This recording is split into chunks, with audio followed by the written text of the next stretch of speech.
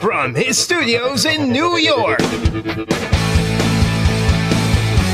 it's time for Wake Up Call with Dan Tortora, where sports meets life.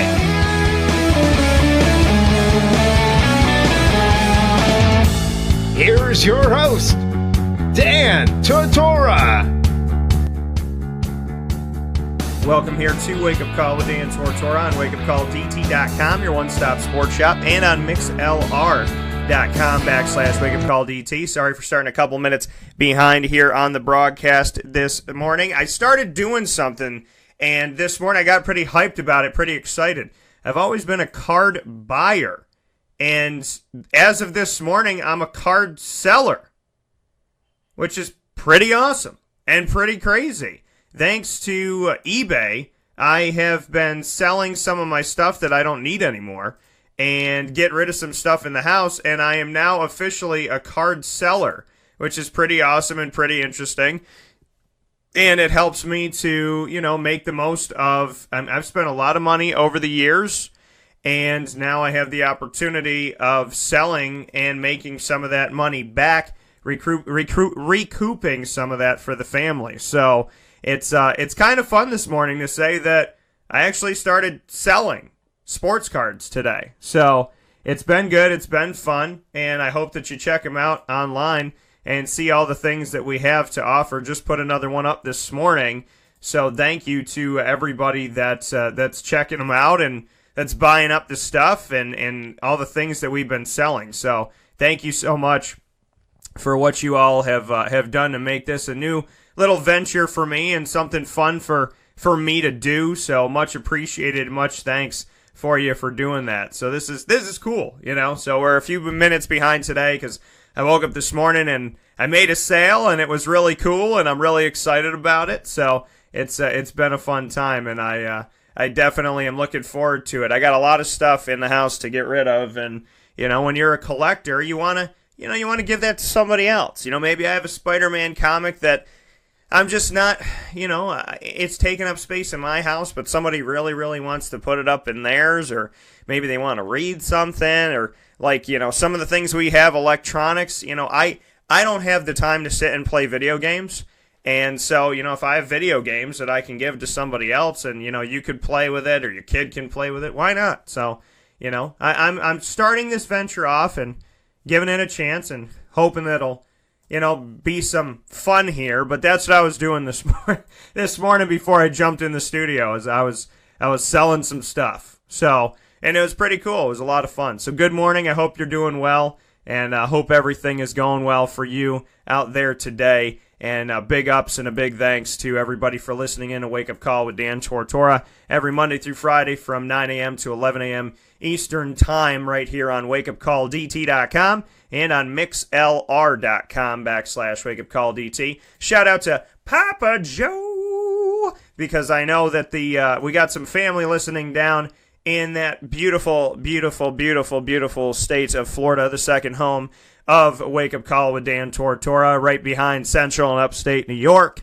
So I want to thank Papa Joe and the fam for tuning in and being a part of the broadcast, and we hope you enjoyed today, folks. We got a lot to discuss, so let's get into the morning menu so we can make it happen. Here on Wake Up Call with Dan Tortora, Monday through Friday from 9 a.m. to 11 a.m. Eastern Time. We like to start off the show by giving you our menu of topics. The morning menu, that is. Live now with the morning menu is Dan Tortora. Here on today's show for Wednesday, May 2nd. We are just a couple days away from May the 4th to be with you. I'm very excited about that. But today, Wednesday, May 2nd, very, very, very stoked to tell you that we're going to continue the conversation on the NFL draft, and we are going to have Eric Crume join the show. Eric Crume is a former defensive lineman for the Syracuse Orange football team right here in Central New York. He's also a former lineman of the Jacksonville Jaguars and the Carolina Panthers. Spent some time in the NFL a few years ago, bounced around a little bit, some time with Green Bay Packers as well. He's going to join me today to give his analysis and his thoughts on the NFL draft.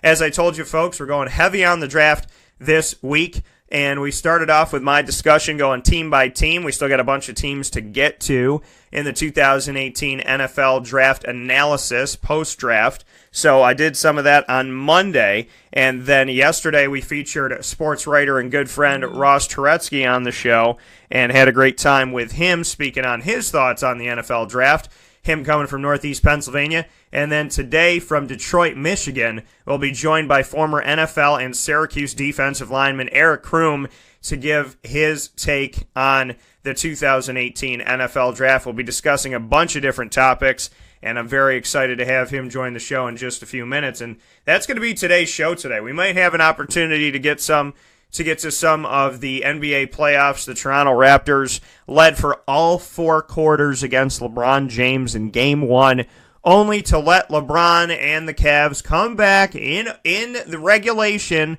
to go to overtime, and the Raptors lost by 1 measly, disgusting point. That's it. They lost by 1 point. That's it. So, the Toronto Raptors lose Game 1 at home to LeBron and the Cleveland Cavaliers, a game that was in their grasp that they should have had, but they did not close. And this has been the Raptors' problem. They don't close games out all the time. They don't do it all the time. Now, they have the advantage on Cleveland because they have more home games than Cleveland does, okay? If the games go to 7, if we go to all 7 games in the series, it's 4 in Toronto, 3 in Cleveland. So you got to win the ones in Toronto, and you got to try and win in Cleveland. You have to prove you can win on the road, but you got to win at home. The Toronto Raptors leading for all 4 quarters and dropping the game in overtime by 1 point. 1 point. And don't even get me started on the fouls that weren't called and the fact that LeBron James elbowed 2 people in the face toward the end of the game. But outside of that, and the thing is, I mean, and it is, LeBron James is a phenomenal player. But I don't want anybody to say that he's not like Michael Jordan, because he is. There's a very easy parallel between him and Michael Jordan. He doesn't get called for fouls, and neither does Michael Jordan. So, there you go. But with that being said, we're going to get into that maybe later on in the show here for a little bit. But we're going to get Eric Crume on to speak on the NFL Draft coming up here in just a moment. Let's take a step aside for a fast break. Enjoy these messages from the great partners we're happy to be working with here in Central and Upstate New York, and then we will be back to discuss the NFL Draft in just a moment. This is a wake-up call. Fast break. Carvel DeWitt, it's what happy tastes like. Do you know why? Because we make ice cream. Creamy, rich, flavorful ice cream. Not yogurt or ice milk like some of our competitors. Ice cream. Fresh, by hand, daily. For the calorie conscious, we have something new for you. Our new Carvelite. Same great flavor, creaminess, and texture of our regular ice cream with only 35 calories an ounce. So whether you want an ice cream cake, flying saucer, dasher, carvalanche, hard or soft ice cream, we will satisfy your craving with our fresh, handmade regular or new Carvelite ice cream. Carvel DeWitt. It's what happy tastes like. Clothing that will change with you without you having to change. DrySigLady.com, DREISSIG Lady.com. With the Bamboo line Relax Fit clothing as well as the Athletic Fit clothing, DrySigLady.com is fit for any woman, any time of the day, anywhere.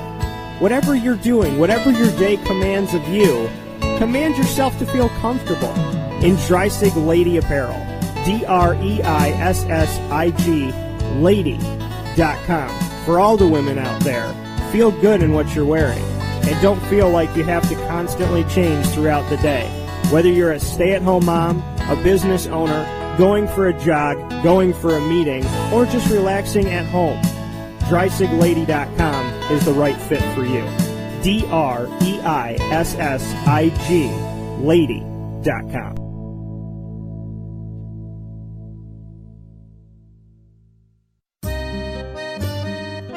This is Lawrence Papaleo, licensed real estate salesperson for Gilbo Realty. Call our home office at 315-752-9513, or better yet, call or text me directly at 315-748-2524. Let me ask you a question, Lawrence. If I needed you to help me buy a house, find the right place, could you help me do that? Joe, I'll help you find your dream home. You don't ever say my name on the radio, never. If I needed to sell a house, could you help me go about that the right way? Yes, I can.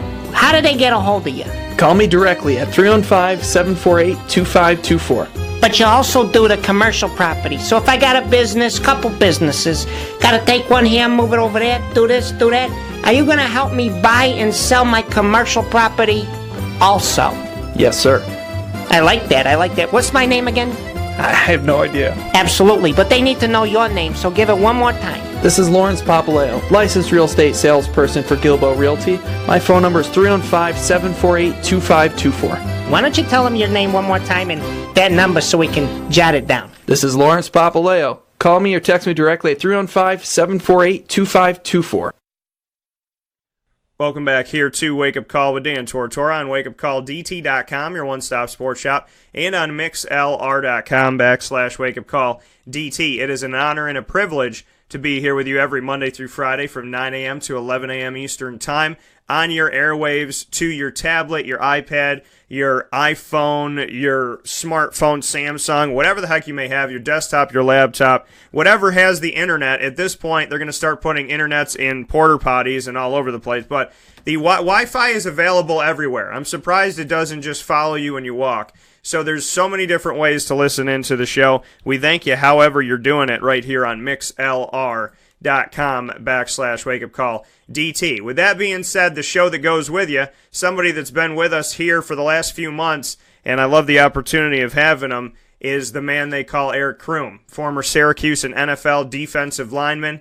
And you could be sure that we didn't get too deep into the defensive side of the ball yet of this draft, but I'm excited to do so with this gentleman, as well as talk about so much more that has to go with the decisions made by NFL teams that just happened recently, about a week ago here today, if we're looking at that first day of the draft. So without further ado, I'm excited to have him join the show, and that is Eric Crume. Eric, how you doing today? I'm good. How you doing today, Dan? I'm doing well, man. And to look at this draft and, you know, let's start here, because I know there's a bunch of things we're going to discuss. What was your biggest, this probably is going to lead into it, what was your biggest surprise of this year's NFL draft? Baker Mayfield going number one. That was a big surprise to me. And when you look at that, when you look at the fact of Baker, and I don't disagree with you by any stretch of the imagination. Anybody that's listened to the show from Friday to today knows how confused I am by that pick. But when that happened, just bring me into what was going through your mind about the Cleveland Browns' decision. Oh, it was just seemed like they just trying to hit a home run instead of just playing what they think is going to lead them to the future. They say, okay, I think he's just a hit-or-miss prospect. He's going to be really good or he's going to be bad. I don't think he's just going to be a solid quarterback. And I think they just was looking at, okay, they missed on Johnny Manziel, and he's the closest thing you got to mold. They're trying to sell some tickets, I think, as well, because it just was like they didn't pre-hype him or anything like that. So I guess they tried to keep it very quiet so they could surprise everybody with a pick. They feel like they just wanted to make a splash pick, honestly. And when you see that, like, they want to hit a home run, they want to make this happen, you know, can Baker Mayfield, in your opinion, can he be a home run? Do you see that this could be a possibility? Anything is possible. I'm just a person, I'm not really sold on Big 12 quarterbacks at all because there's really no defense in that conference. But anything is possible. I think he's talented. He can throw the ball well, and he was consistent in college. But the NFL is a whole other beast. And he playing in cold weather. He's played in hot weather the majority of his career, playing down in the South. Then you got to go up against Big Ben and Andy Dalton in that division. So it's gonna be interesting to see. And it's just weird you draft the quarterback number one and you don't even think he's the starter. You said Tyrod Taylor's the starter, so why would you waste his number one pick if you want him to be your starter, even though he just might be the bridge guy to be ready to give it to Baker? I still think you could have got him at 4 if you wanted Baker Mayfield, me personally. Yeah, you know, absolutely. And when you look at that, when you look at the fact that, you know, Baker Mayfield is, like you said, he came from the Big 12, and I agree with, you know, what I've heard out there by, I think it was Colin Cowherd that said it, that this is it's a pillow fight conference. It's like, no, you go, no, you go. So, I mean, it's not a real, you went up, you know what it's like. I mean, Syracuse has played against West Virginia, played against Geno Smith. These teams outscored teams. That's how they won games. They scored 45 points, 50 points, 70 points in a game.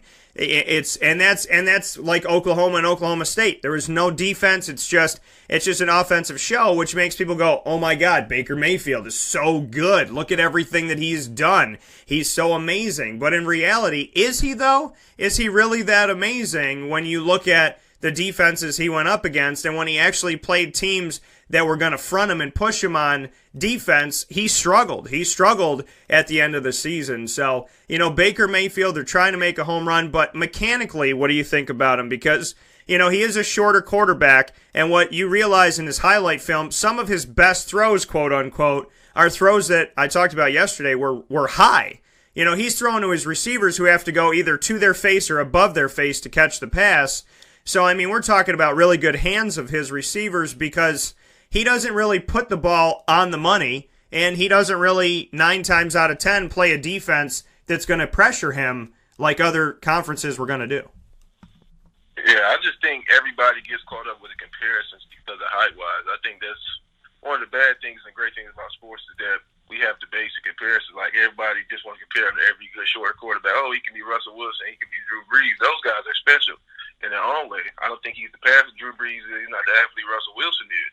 So you keep trying to compare people's game and make them out to be something just because they're height-wise. Those guys are special. Not saying he's not a talented guy or anything, but you have to just look at the film and see his game. I think he can throw. I don't think he just has a super arm or just super talented with his passing and all that. He's very good, but it's just not super, in my opinion. I don't see transcendent number one pick type of arm talent. And it just was, I felt like it just was, they was trying to make a splash, like I said.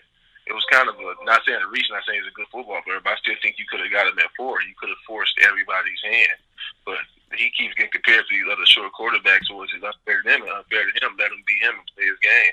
You can't expect this guy to be Drew Brees or Russell Wilson. Those are two different type of quarterbacks, even though they got all in the same height-wise. So. Yeah, and so like you said, you don't like to see the height of it all, but where he's passing the ball, he is throwing the ball high. Do you see that when you watch that he's throwing but he's not putting it really on the numbers. He's throwing it up in the air. So, I think we have to, when we talk about how good people think Baker Mayfield is, we have to look at the fact that his receivers were pretty damn good to go out there and get the ball as well. Yeah, and even the routes they are running in those spread offense. You think about now, how many great route runners are there in the Big 12 as receivers? Most of their routes are flies and big splash plays. They're not running intermediate check down routes where you get to see the precision of his passing. Most of his big plays are just fly routes or deep posts and things like that. So you don't really get to see how great of a passer he really is. Like you said, some of his passes are high. Maybe that be due to his height or other factors. Like guys, it's hard to see over a bunch of guys that's 6'5" when you're 6 foot. Not saying it can't be done. Like I saw the quarterback thing with him and Russell Wilson. Russell Wilson said he throw through lanes, so you have to be able to execute lanes and see how he does under center, which is also different for a lot of those Big 12 quarterbacks. They're usually out of the gun. So I think it's going to be a little tough for him to throw over those guys coming from under center, only being 6 foot. That coming from Eric Crume, former Syracuse and NFL defensive lineman, discussing the NFL draft and at this point discussing Baker Mayfield. Eric, were there any quarterbacks that impressed you before the draft, going into the draft? Who were there were 5 guys drafted in the first round. And of the Lamar Jackson, Baker Mayfield, Josh Rosen, Josh Allen, and Sam Darnold, who was the one that maybe impressed you the most? I really like Rosen and Lamar Jackson over the other 3. I just like Josh Rosen's whole demeanor as a passer. He has a good arm, got good composure. He has some health issues though, and a lot of teams are reeled up by his personality. I kind of like it because he's being honest. He's not faking something just to get drafted. If that's how he really feels, that's fine. I'd rather you be a straight-up quarterback and a straight-up person about how you really feel. So I can get access to know you, and he likes to be challenged. What great athlete doesn't like to be challenged? But I love Lamar Jackson's game because he's so dynamic with the ball in his hand. You never know what you're going to get. Things happen when there's nothing available, which is so hard to game plan for. So those 2 guys are really like the two guys that stands out to me out of the first-round quarterbacks. So when you say like Josh Rosen and Lamar Jackson, you said you like the attitude of Josh Rosen, who said, there were 9 mistakes before me, and then he changed that a little bit, and he said, well, let me just say there was 3 mistakes before me because there was 3 quarterbacks that were taken before I was taken. So, he makes comments like that, which obviously, shows that he's hungry and he thinks he's better. And like I said, it shows some confidence, but it also can come across kind of like a jerk and kind of disrespectful. So how do you look at him? Because he's had kind of an interesting, some things that he said, there's some things that he's done, putting a hot tub in his, I don't know if you've ever had any teammates put a hot tub in their dorm room at Syracuse, but there's these things about Josh Rosen that people want to bring up. Does any of that bother you? Is there any character parts of Josh Rosen that bother you at all? It doesn't bother me as much because I think he's slightly arrogant, but what quarterback isn't arrogant? And I'm pure as a football player. I like people who feel like they're the best player on the field because when I get on the field, I think I'm the best player. I want 10 other guys that feel like they're the best player on the field because it just gives you that aura and that confidence. But sometimes it can come off as a little jerkish and bullheaded the way he says things and the way he carries himself. His arrogance transfers off the field, where rubs a lot of people the wrong way. And they say how intelligent he is. He likes to be challenged, but I feel like you can challenge yourself internally without having to have somebody motivate you to keep getting the best out of you. But it doesn't bother me as much as some people because I just love the aura that people think you're the best. Like, which great player doesn't think everybody's picked before them was a mistake? That's true. That's true. I think it's a lot of people maybe don't say it, so maybe that's something that they're looking at with that, but that they don't necessarily say it. But, in his case, he doesn't mind telling you, I think that there was a bunch of mistakes. Like I said, I can appreciate, him wanting to get out there and get after it. I think that it's maybe keep it to yourself and go out and fight and show me on the field why you're the best quarterback that I'm going to see. That's kind of how I look at it. But I can respect the fact that he thinks he's good, and who doesn't think that they're good when they're obviously, you're trying to be an NFL quarterback. If you don't think you're that great and you don't think you can lead a team, you shouldn't be playing football. So there's 2 sides of this coin, but another thing that was brought up with Josh Rosen was that, he's rich and does he need the money and this, that, and, his family this, his family that. That was something that really, really bothered me because I don't know what your parents' money has to do with you and your ability to play a sport or my ability to be a broadcaster or whatever that may be. So I took a lot of offense to the fact that people wanted to make something out of him having money with his parents and that his family has money. What did you think about all that? I think it's really irrelevant. Sometimes it makes a difference because some people don't have that same hunger when you come from a disadvantaged background. It makes you work a little harder because you know what you have to go back to. But sometimes it's irrelevant. It's people who come from money that they're great football players. And players whose kids are former NFL athletes and former NFL greats. And every sport is both ends of the spectrum. That doesn't dictate how you play, dictate how good you're going to be. Because that can just drive you more. You got everything accessible. That might have made you even better because you got things accessible to you when you're able to work on your game. And by times I have to worry about your finances. And it works the other end. Sometimes you get comfortable because you know you have something to go back to. But I just really think it's irrelevant. If you can play ball, you can play ball. I think we go too much in depth of what people got going in their personal lives. No, and I agree with that. Like I said, it really bothered me that was a conversation about this quarterback is how much money does his parents make? Well, does that affect this? Well, does it? And to me, that's inconsequential. That doesn't matter. What his family made, what his family's done, that doesn't make any sense. So for me, I wasn't a fan of that. But stories are going to come out. And with that being said, with Josh Allen, Eric, stories came out, 3 days before the draft. Some people say that the Bills leaked the story because they wanted him to fall. So, some people say it's this, that, and the other thing. Somebody was trying to sabotage him. Who knows? But the fact that Josh Allen made racist comments growing up. Now, I said to some people that said to me, well, it's when he was young. Who cares? And I said, it matters, okay? It doesn't matter whether you're 15, 40, 80. If you're racist, prejudiced, sexist, that's a problem. It needs to be fixed. You need to know that it's wrong, and you need to change your ways. Now, could he have changed his ways? Absolutely. Could it be that, oh, now I got caught and now I have to say something about it? Absolutely. But for me, for the leader of your team, that's huge. For anybody in your locker room or anybody in society, that's huge.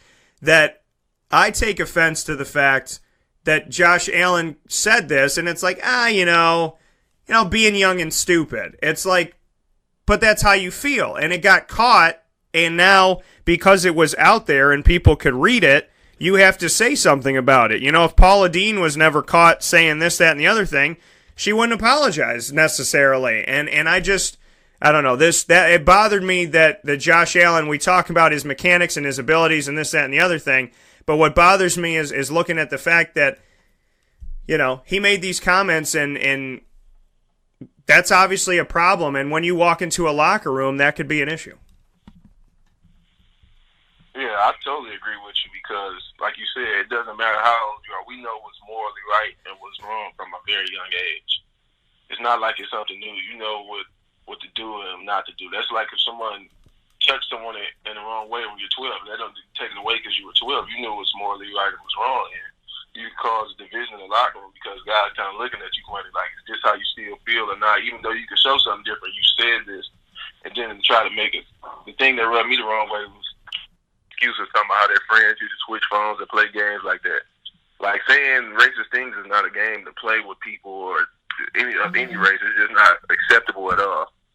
So it just rubbed me kind of the wrong way and how it comes out, and everybody want to be apologetic. Like you said, he wouldn't apologize if he never got caught.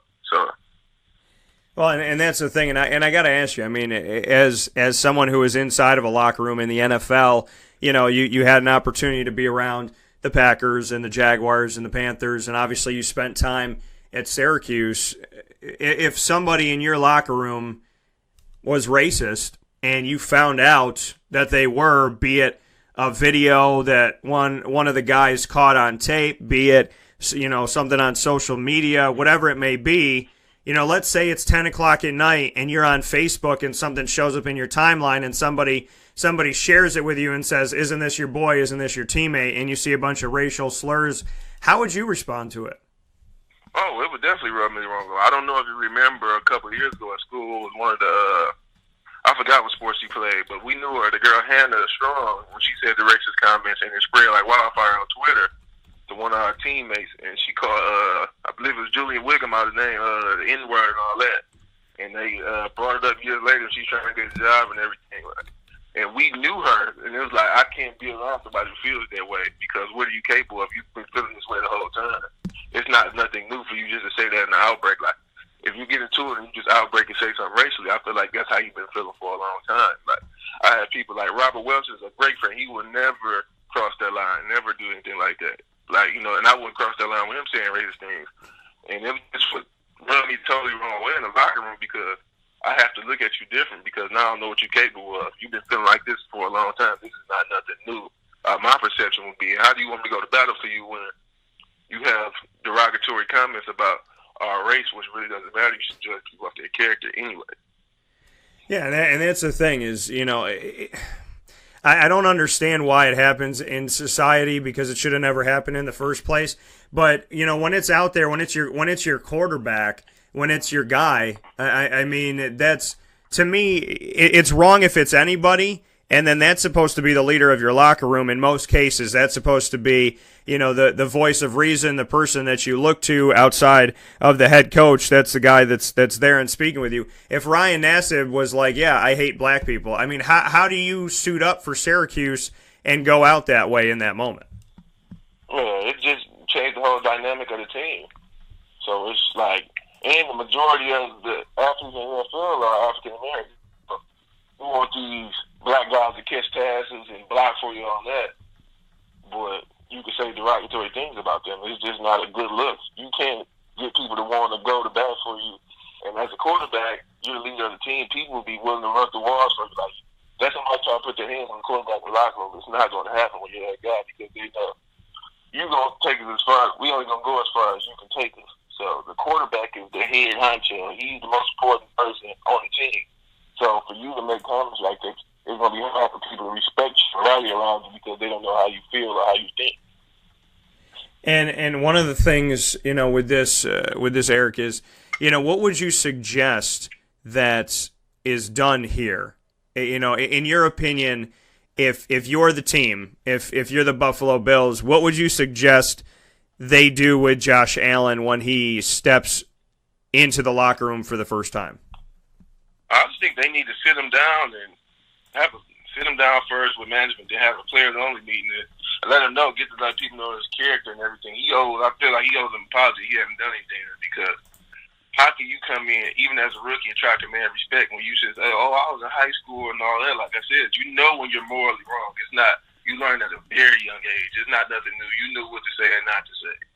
So it's just a very touchy topic of being, especially coming from a quarterback. You're the leader. How I'm supposed to follow you when you would say things about like that.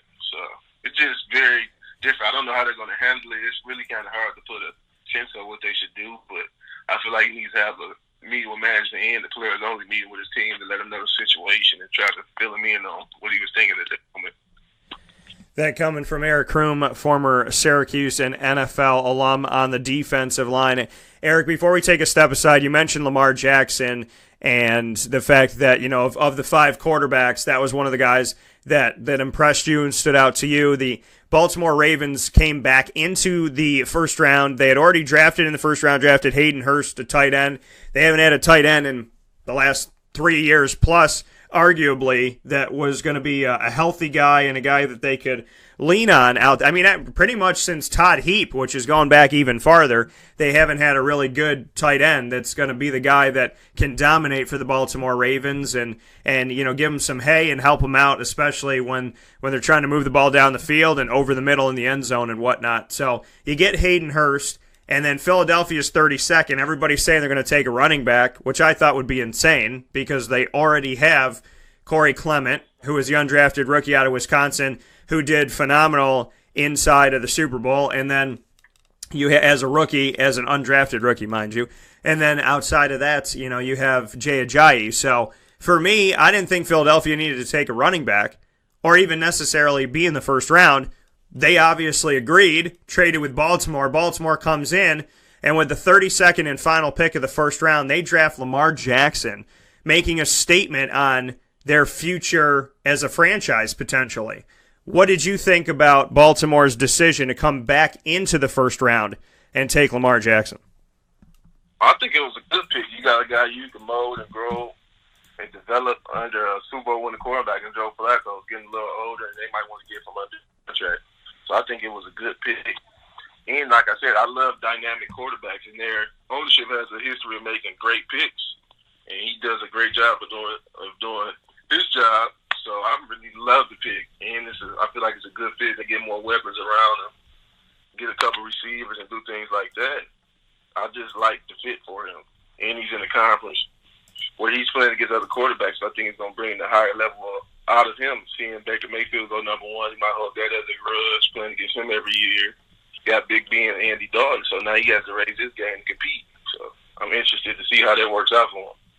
Yeah, absolutely. And when we look at Lamar Jackson and what he's capable of, I think there's something to be said about, first and foremost, having covered him his collegiate career and just spoken with Bobby Petrino, his head coach, about him and interviewed him in his time while he was at Louisville. So he's not a stranger to me by any stretch of the imagination. And watching him firsthand play Syracuse every year, we know what he's capable of and the things that he can do. I mean, this is a Heisman Trophy winner who is a very, very, very, in my opinion, versatile and strong athlete. They asked him what he was going to do in Baltimore, and he said, I'm bringing a Super Bowl to Baltimore. And he looked in the camera, and he was like, that's it. I'm bringing a Super Bowl. There's no other discussion. That's what we're doing. We're not maybe going to do it. That's what we're going to do.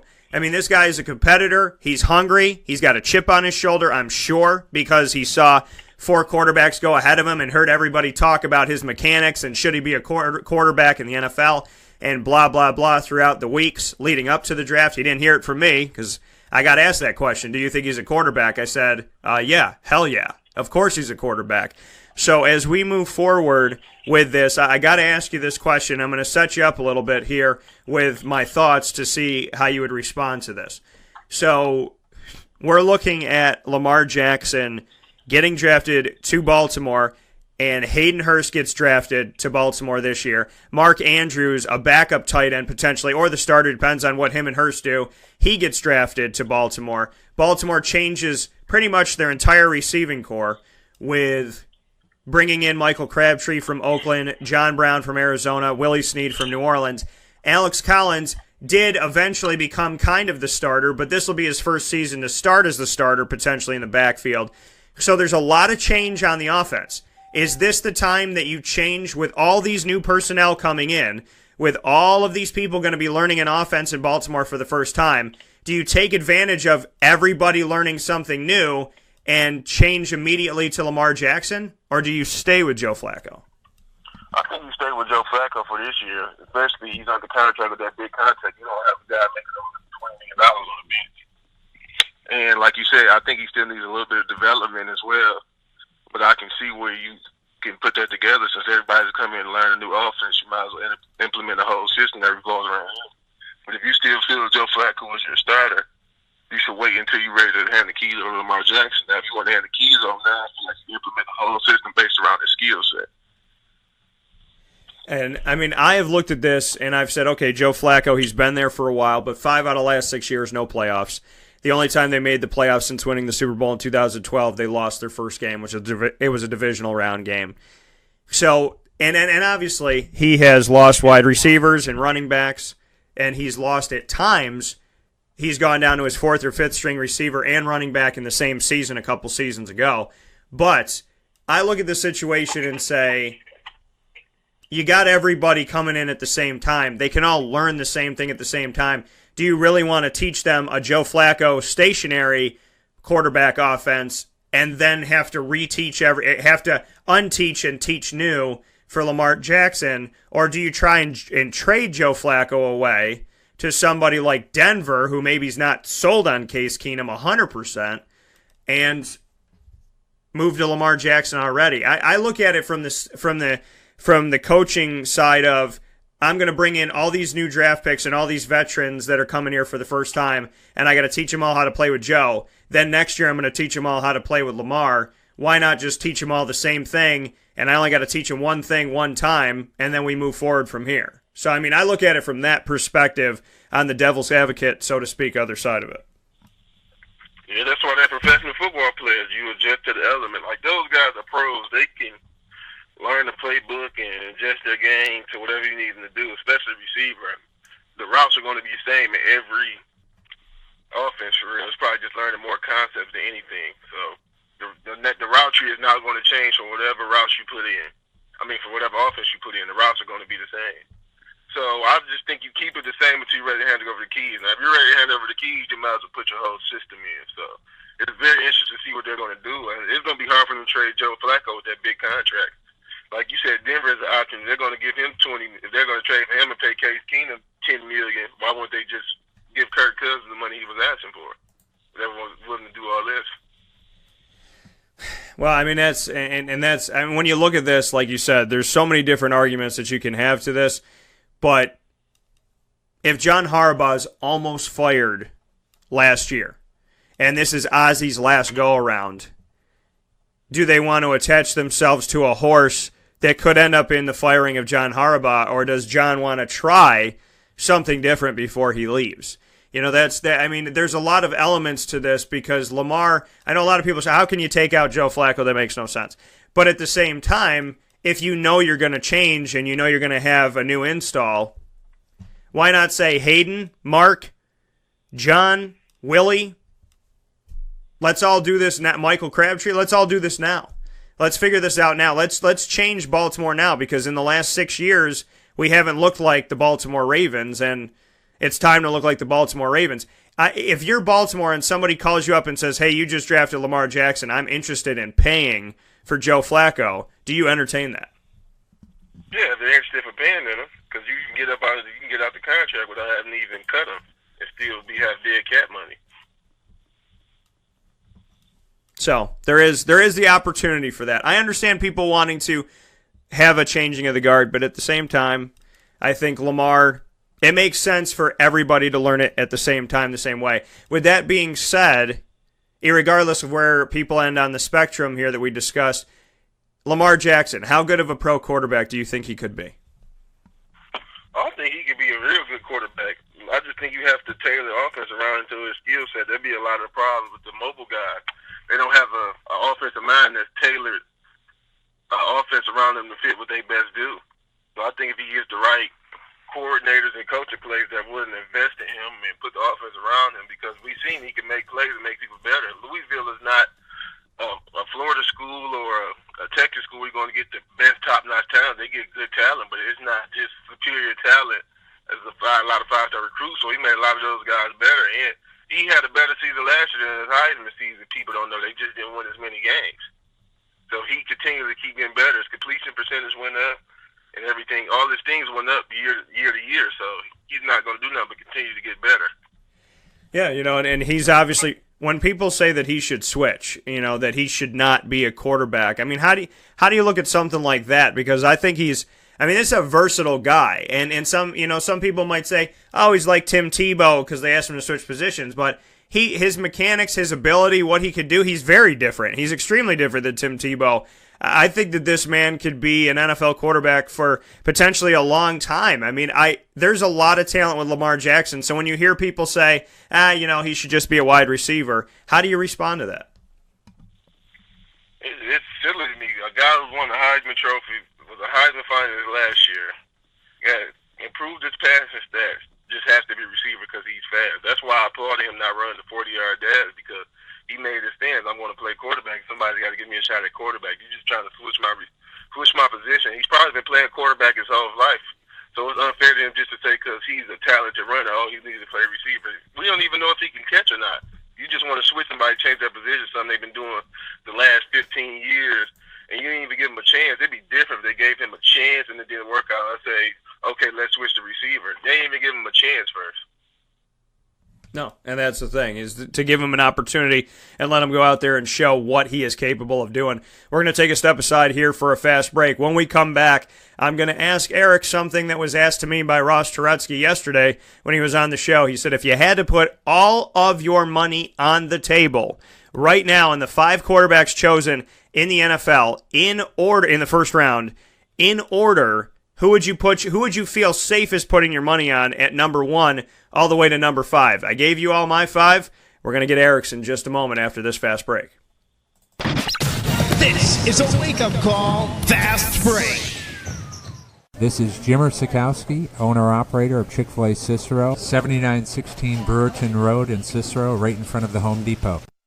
I had a deep feeling that God wanted me to do something bigger with my life and to help people, help others. He kept putting Chick-fil-A in my life, and I realized as I was going through the franchise selection process that positively impacting the lives of others was really core to what we do here at Chick-fil-A. First of all, it starts with the food. The food is brought in fresh daily. We bring in local produce. We prepare to order in the kitchen. We hand bread our chicken. We hand spin our milkshakes. It's great food. It doesn't taste like fast food. I think the second thing is the way people feel when they come in a Chick-fil-A restaurant. It's different. We try to treat people with intentional kindness here, which is very different and deeper than good customer service. And so I think it feels remarkable for most people to come in a Chick-fil-A restaurant. And then lastly, the impact that we try to have in the community is very different. It's a big part of the expectation of every operator of a Chick-fil-A restaurant is that they're actively engaged in their community, they're a leader in the community, and they're making a difference. When they realize that what we're striving to do is to shine a little light in their life, that's a very, very different experience than you will have in any other quick service restaurant. And it's that remarkable experience that I think people will emotionally connect with.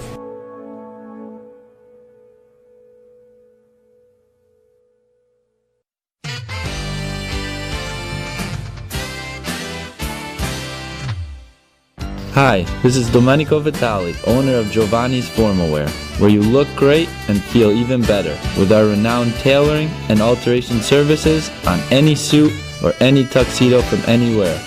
Call 315-455-8729. That's 315-455-8729. Stop in locally on Route 11 in North Syracuse next to the Ponderosa Plaza, where you can choose your style, get fitted, and tailored, all at Giovanni's Formal Wear.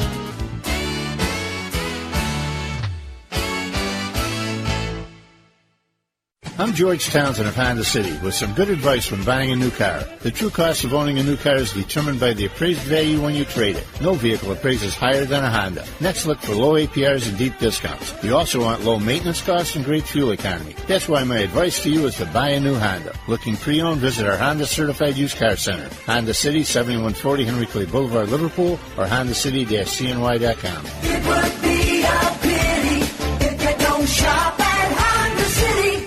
For all of us that have always wanted our favorite restaurant to come to us, it's now a reality in Central New York with It's a Utica Thing, with Utica Pizza Company bringing their wonderful recipes that they've handed down through generations to you, to your event, to your business, to your home. It's a Utica Thing, proudly bringing Utica Pizza Company on wheels to your location. Call 315-738-8946. That's 315-738-8946 to bring Utica Pizza Company to your doorstep with It's a Utica Thing.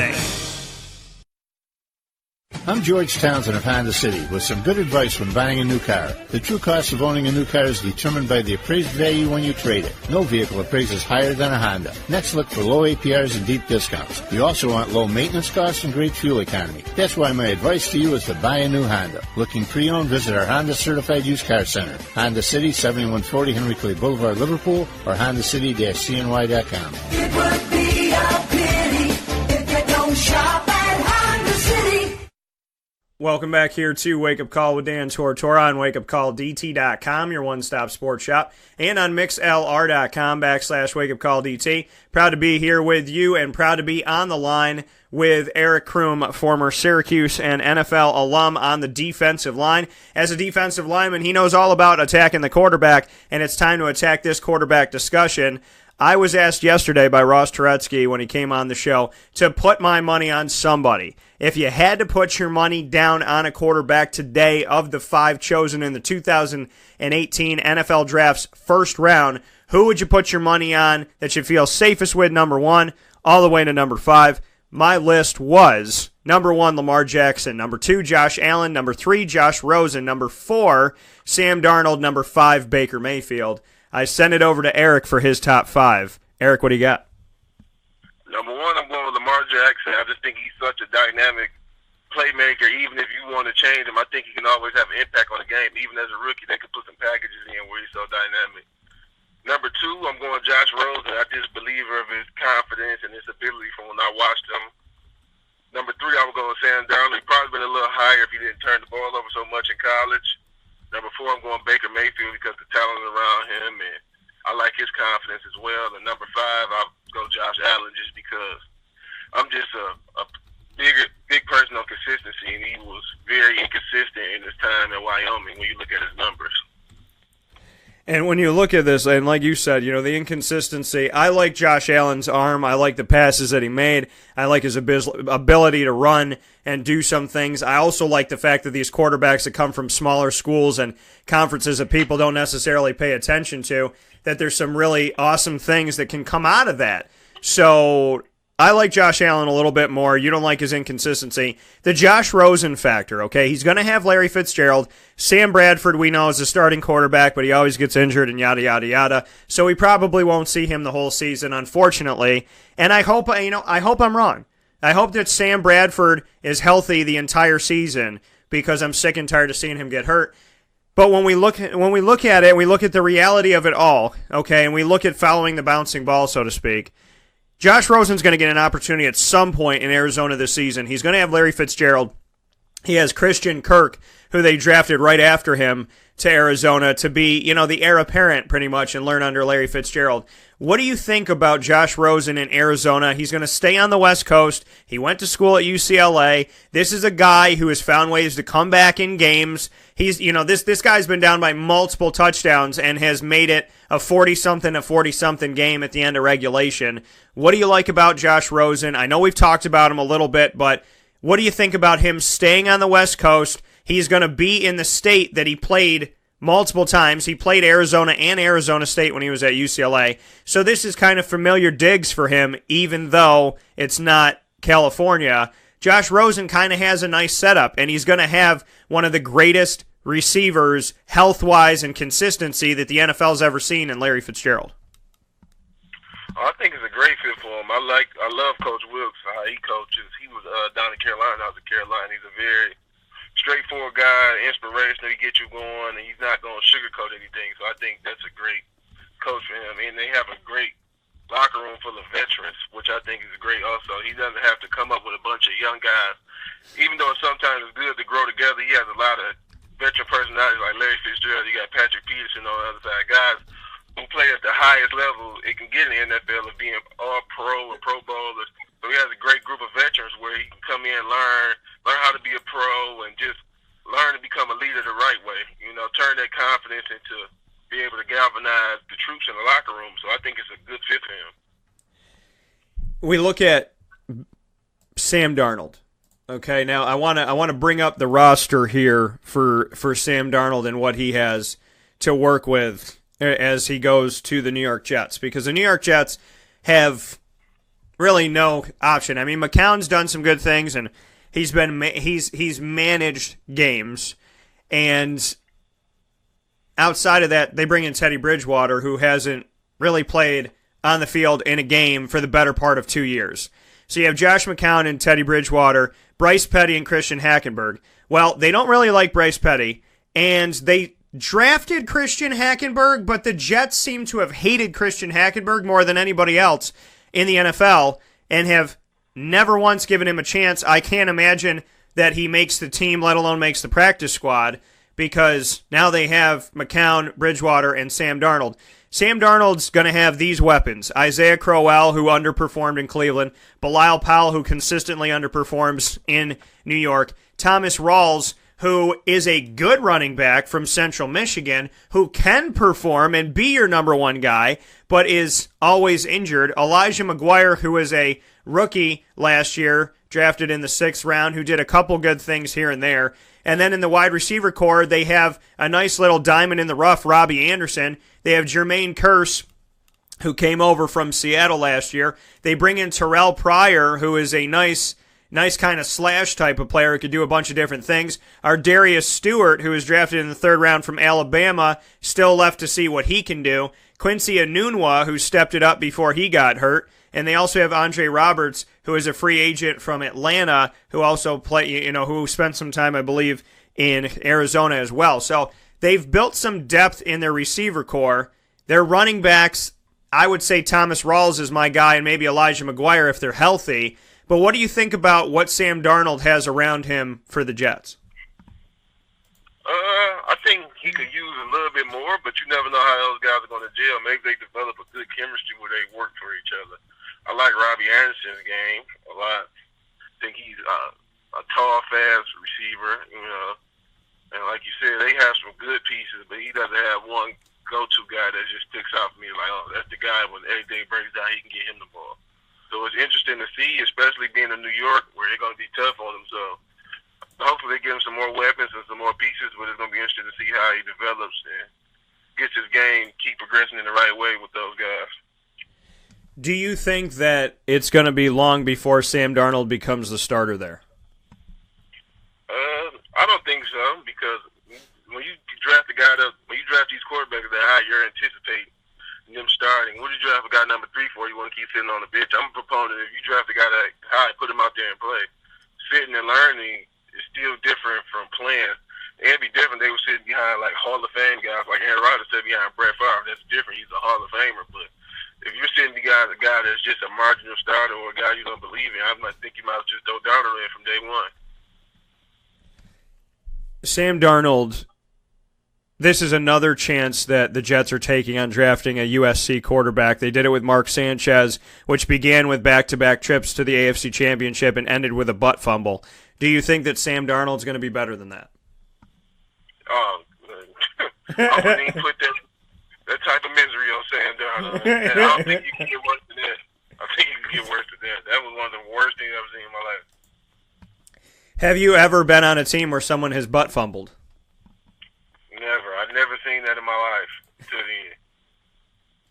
And I mean, it's crazy to me to see something like that. But, you know, it happens. Moments happen like that, and things happen. The thing that's really sad is that Mark Sanchez really did a lot in his first 2 years.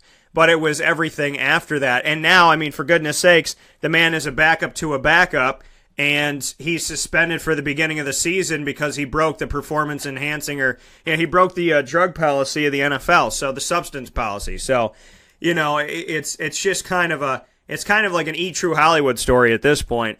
But Sam Darnold, the Jets, it looks like they have a pretty nice receiving core. But what do you think about the Jets? I mean, the Jets have been in misery and disarray for years. You know, do you see them getting out of that anytime soon, or does Sam Darnold kind of have to pack it in for the long ride? It depends on how Sam Darnold plays. You have a franchise quarterback that can lead and produce on a consistent basis. It makes average players better, and you can build around that. Like, just if you have a great starting quarterback without the best talent, you can do some different things. I just think it's going to be hard, especially in a division with the Patriots. And if Josh Allen pans out for the Bills, that's the only good thing. I don't think that's a super tough division, but let's see, get more talent and where he's playing at. It's going to be the hardest thing for me. You can't really keep losing to New York City. Those guys will be young, especially if the Giants get back to where they were. So it's really going to be hard to say one team is doing good and see the other one stinks. So he's really going to have to play up and try to get everything going for that franchise. Speaking here with former Syracuse and NFL alum Eric Crume on the defensive line here on Wake Up Call with Dan Tortora on wakeupcalldt.com, your one-stop sports shop, and on mixlr.com/wakeupcalldt, the direct live feed. Speaking of New York, and you just brought up the Giants, they decide to take Saquon Barkley. They don't take a quarterback, and Eli Manning, I'm thinking, has 1 to 2 seasons. I'm looking at maybe 2 max left that he's going to be in the NFL. They drafted Davis Webb last year. They don't seem to really like him because even when they broke the streak by Eli Manning, which was icing on the cake for getting some people fired like Ben McAdoo, but when they make that decision, they put in Geno Smith. They didn't put in Davis Webb. What do you think about this? Is there an heir apparent for the Giants? Is Davis Webb the guy, or is this another situation like Christian Hackenberg in New York where you kind of just shake your head and say, why the hell did you even draft the guy? I don't know. It's really a hard one to decide because what if Eli has a bounce back year? It's kind of all depends on how Eli plays this year. So I'm very interested to see how he plays, especially with a high count running back like Saquon Barkley. Maybe that can be the missing key in bringing the guy Jonathan Stewart to bolster your running game. If they can get the running game going, they could change everything up. And then they lost their best playmaker at the beginning of the season through an injury, so that affects the whole team. They had so many injuries at the wide receiver that it was kind of hard to see them gel and get better as one. And I like Ingram at the tight end, so Eli might have a bounce back year. I'm looking forward to them having a decent year. I don't just giving up on a guy who's won 2 Super Bowls. Yeah, and the thing is, you know, it's going to be what he can do from here and what he's going to do with, obviously, new leadership in New York and what this can become. Eli Manning, a 2-time Super Bowl champion, the only person to knock down the big bad wolf, except for Philadelphia recently here with the New England Patriots. Are the New England Patriots becoming the new version of the old Buffalo Bills of the 90s, where the NFC East just beats the hell out of you? The Giants beat them twice in the Super Bowl. The Eagles beat them once. And with the Buffalo Bills, they lost to the Cowboys. They lost to the Skins. They lost to they got hammered. The Bills lost 4 Super Bowls in the 90s to the NFC East. The Patriots in the 21st century have lost 3 Super Bowls to the NFC East. So are they the new Bills in some weird type of angle of looking at things? I don't think so because they actually won Super Bowls. So they actually won, so I can't just do that. But it's a game of matchups. Those guys match up good against the Patriots because they always had great pass rush. That's how you beat Tom Brady. The Giants team had great pass rushers, and the Eagles had one of the best D-lines in the league last year. Like Brandon Graham made the player of the game from the D-line position. So that's how you get to the Patriots. I don't care how great you are as a quarterback. If you're getting constant pressure, if you keep getting pressure and not being able to throw from your spot, having to step up, and they can knock you off your spot. The D lineman, that's what they always tell us, get the quarterback off his spot. So if you allow quarterbacks on their spot and pick you apart, it's going to be hard to beat him. And Tom Brady had a hell of a game. He had over 500 yards. It's just they ran into a good matchup where the D-line made a play at the end of the game. It's all about a couple of splash plays. If you break every football game down, it's always those couple splash plays and turnovers. You can point to every couple splash plays of each game you watch. That's coming from Eric Crume, once again, of Syracuse and the NFL. Eric, to look at some other things that had happened in this NFL draft, so one of the things that we haven't discussed yet, and you being on the defensive line, is Bradley Chubb. Bradley Chubb is somebody that I covered when he obviously played inside of the ACC, and I cover all teams inside of the ACC and Notre Dame, and spent time interviewing Bradley Chubb, spent time obviously watching NC State. He decided to come back this past season to be with the Wolfpack. He felt like it was the right thing to do. He said, and I quote, "I can't doubt God." And he felt like God told him, come back and do it again. So Bradley Chubb does it, and it works out. He ends up getting drafted 5th overall. The Broncos show that, at least in this moment, from what I'm taking from it, they believe in Case Keenum. And they've decided that that is their guy. The Broncos take Bradley Chubb, defensive end out of NC State. He's the first defensive lineman chosen. He's a top 5 guy. I think he should have went 4 to the Browns. I think, he could have arguably, if the Browns had taken Saquon, gone number 2 to the Giants. The Jets were going to take a quarterback, in my opinion, no matter what. But what do you think about Bradley Chubb from NC State? Oh, I like his game. I just think he's, solid. That's the best word to describe. He's solid across the board. It's not I don't see just super elite at any one area, but he's so solid across the board. I don't really find no weaknesses in his game when I watch him. He's consistent. He plays the run. He's just not a pass rusher. He plays the run, which I like, because a lot of pass rushers are not good against the run. He can get to the pass. He's strong. He's physical at the point of attack. I really like his game. I like what Denver did with that. You get another defensive end to match up with Von Miller. That's what they made their money at, having good pass rush and good guys in secondary. So I really like that pick. And when you see Bradley Chubb and him have this opportunity to go to Denver, Denver, when they had won the Super Bowl, they did it leaning on their defense a few years ago. They lost guys like, I know he's on the interior part, but they lost guys like Malik Jackson, who has almost guided Jacksonville to a Super Bowl and could do it this year potentially. So to bolster up this defensive line and try and make it something again, what do you think about the decision by Denver to go to the line as opposed to anywhere else? Oh, it's a great decision. Like you said, when they was killing things on defense, they had Malik Jackson, Derek Wolfe on the inside with Von Miller and DeMarcus Ware on the outside. So you get that push, and especially they were playing that 3-4, that 5 technique. That was what was really big. But then get that push in the inside so your outside guys can do their thing and stay outside and rush. So I really like it. And I always say you can never have enough pass rush. Look at Philadelphia. Look at Philly. They went 8 deep on the D-line. You got to keep guys fresh and rush at a max energy, which was great to watch. I just love seeing good D-line play, so I'm excited to see how he does with Denver and those good schemes. And when you look at kind of going forward from here before we take another step aside, inside of the first round in those first few picks, surprises outside of what we've discussed already, I guess we could go to number 4 with the Browns since we haven't discussed it. They take a corner. Now, I said that the safest thing for the Browns to do in this draft was to take Saquon Barkley, arguably the best player in the draft, at number 1 at running back. And then at number 4, if you need to take a quarterback, obviously there's going to be 5. And 2 of them maximum are going to be chosen, which means 3 are available. So if Darnold goes and Baker Mayfield goes and the Joshes are available, Lamar's available. If Baker goes and then this is available, if Josh and Josh go, then Baker's available.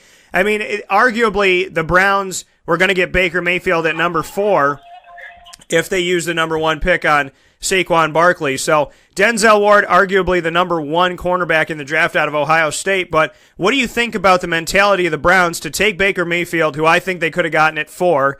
I think that on top of that, they could have gotten a better quarterback than that. On top of that, Denzel Ward, I didn't have going in the top 10. I thought that maybe he would be, 11 or so. What did you think about the Browns saying all in on Baker Mayfield and then at number 4 not going to their offensive or defensive line and going and getting a cornerback? It's different. I thought they would take Chubb there. Like I said, I love getting pass rushers. You would have your pass rush for the future, especially playing against Pittsburgh 2 times a year, where their money is having some good receivers in the running game. So you solidify your pass rush and your D-line, you can build around that. So I was hoping they went with D-lineman, but I don't think it's a bad pick in another corner if he's locked down. It's just kind of a little iffy because Ohio State has had all these corners each year. So how many years did he start? I'm not quite sure.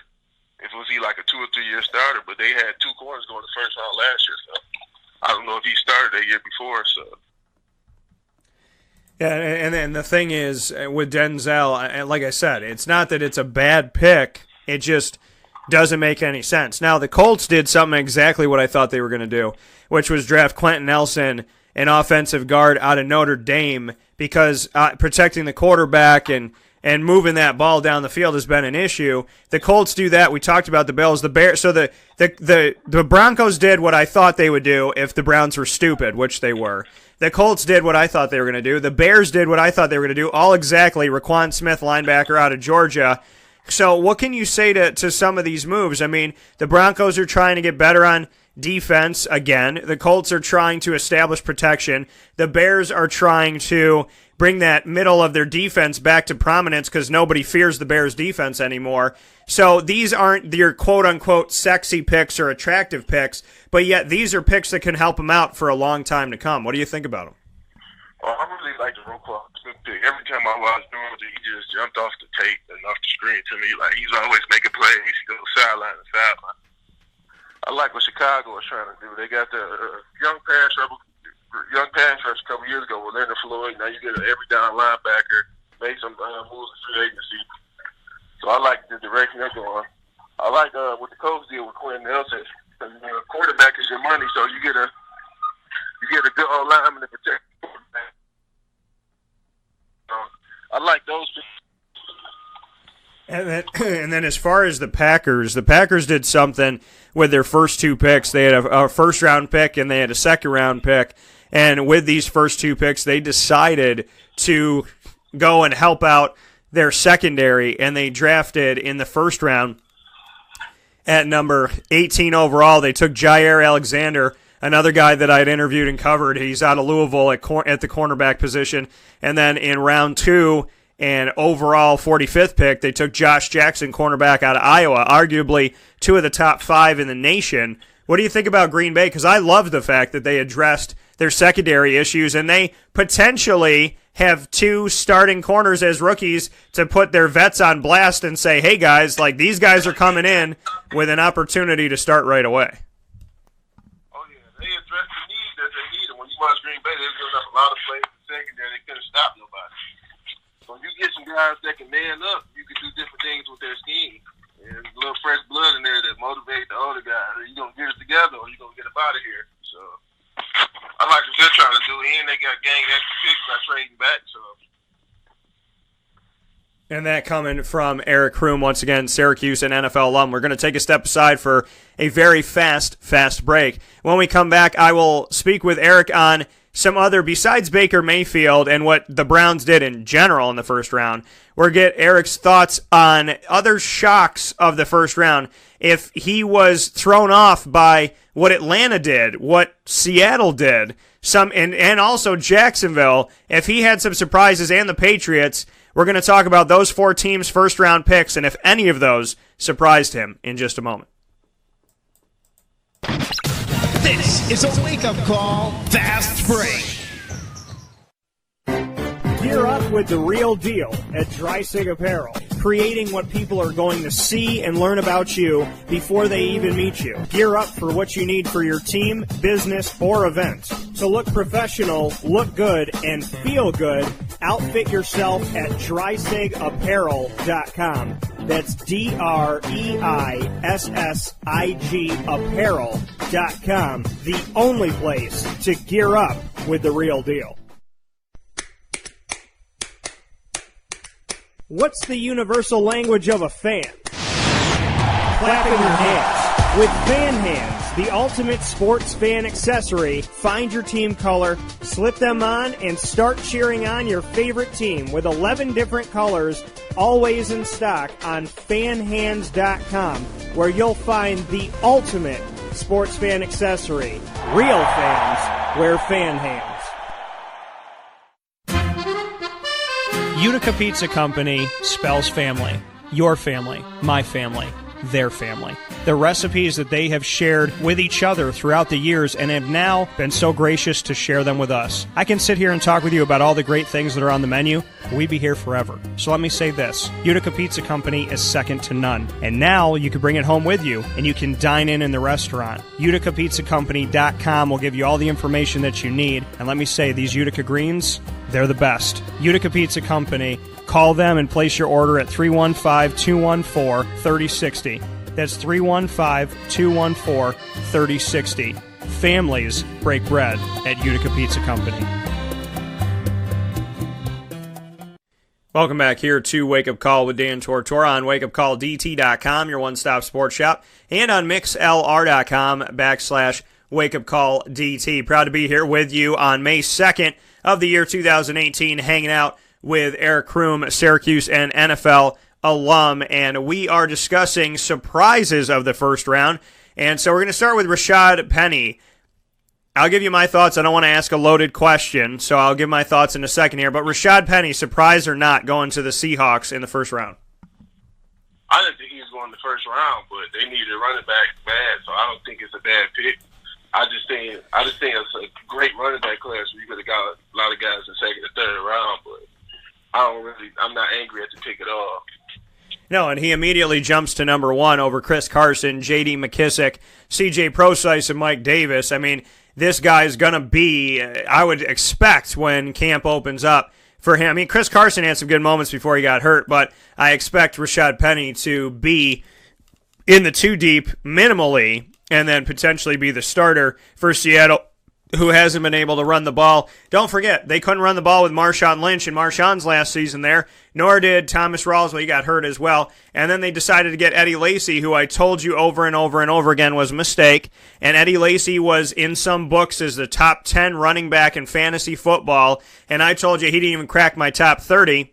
Look what happened. So you got to pay attention. Some people just put rankers out there about what they've done in the past or what they think they can do, or maybe they just do it based on school. But Eddie Lacy, anybody that was watching football recently knows that he struggles to run the ball, and he went on to a team that struggled to run the ball in general. So how's that going to work out? When a team can't do it and he can't do it, how are they going to make it happen together miraculously? So I like the Rashad Penny pick. The pick right before that at 26 in the first round, the Falcons took Calvin Ridley.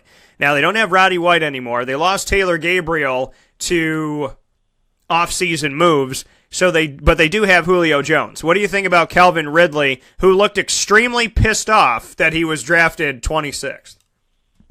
I think the riches. That offense is already explosive. Now you got another guy like Ridley, which adds versatility to your offense. You can put him in the slot, then you can move your other receivers around as well. You can put him on the outside, throw Julio in the slot for some plays, throw Sanu in the slot.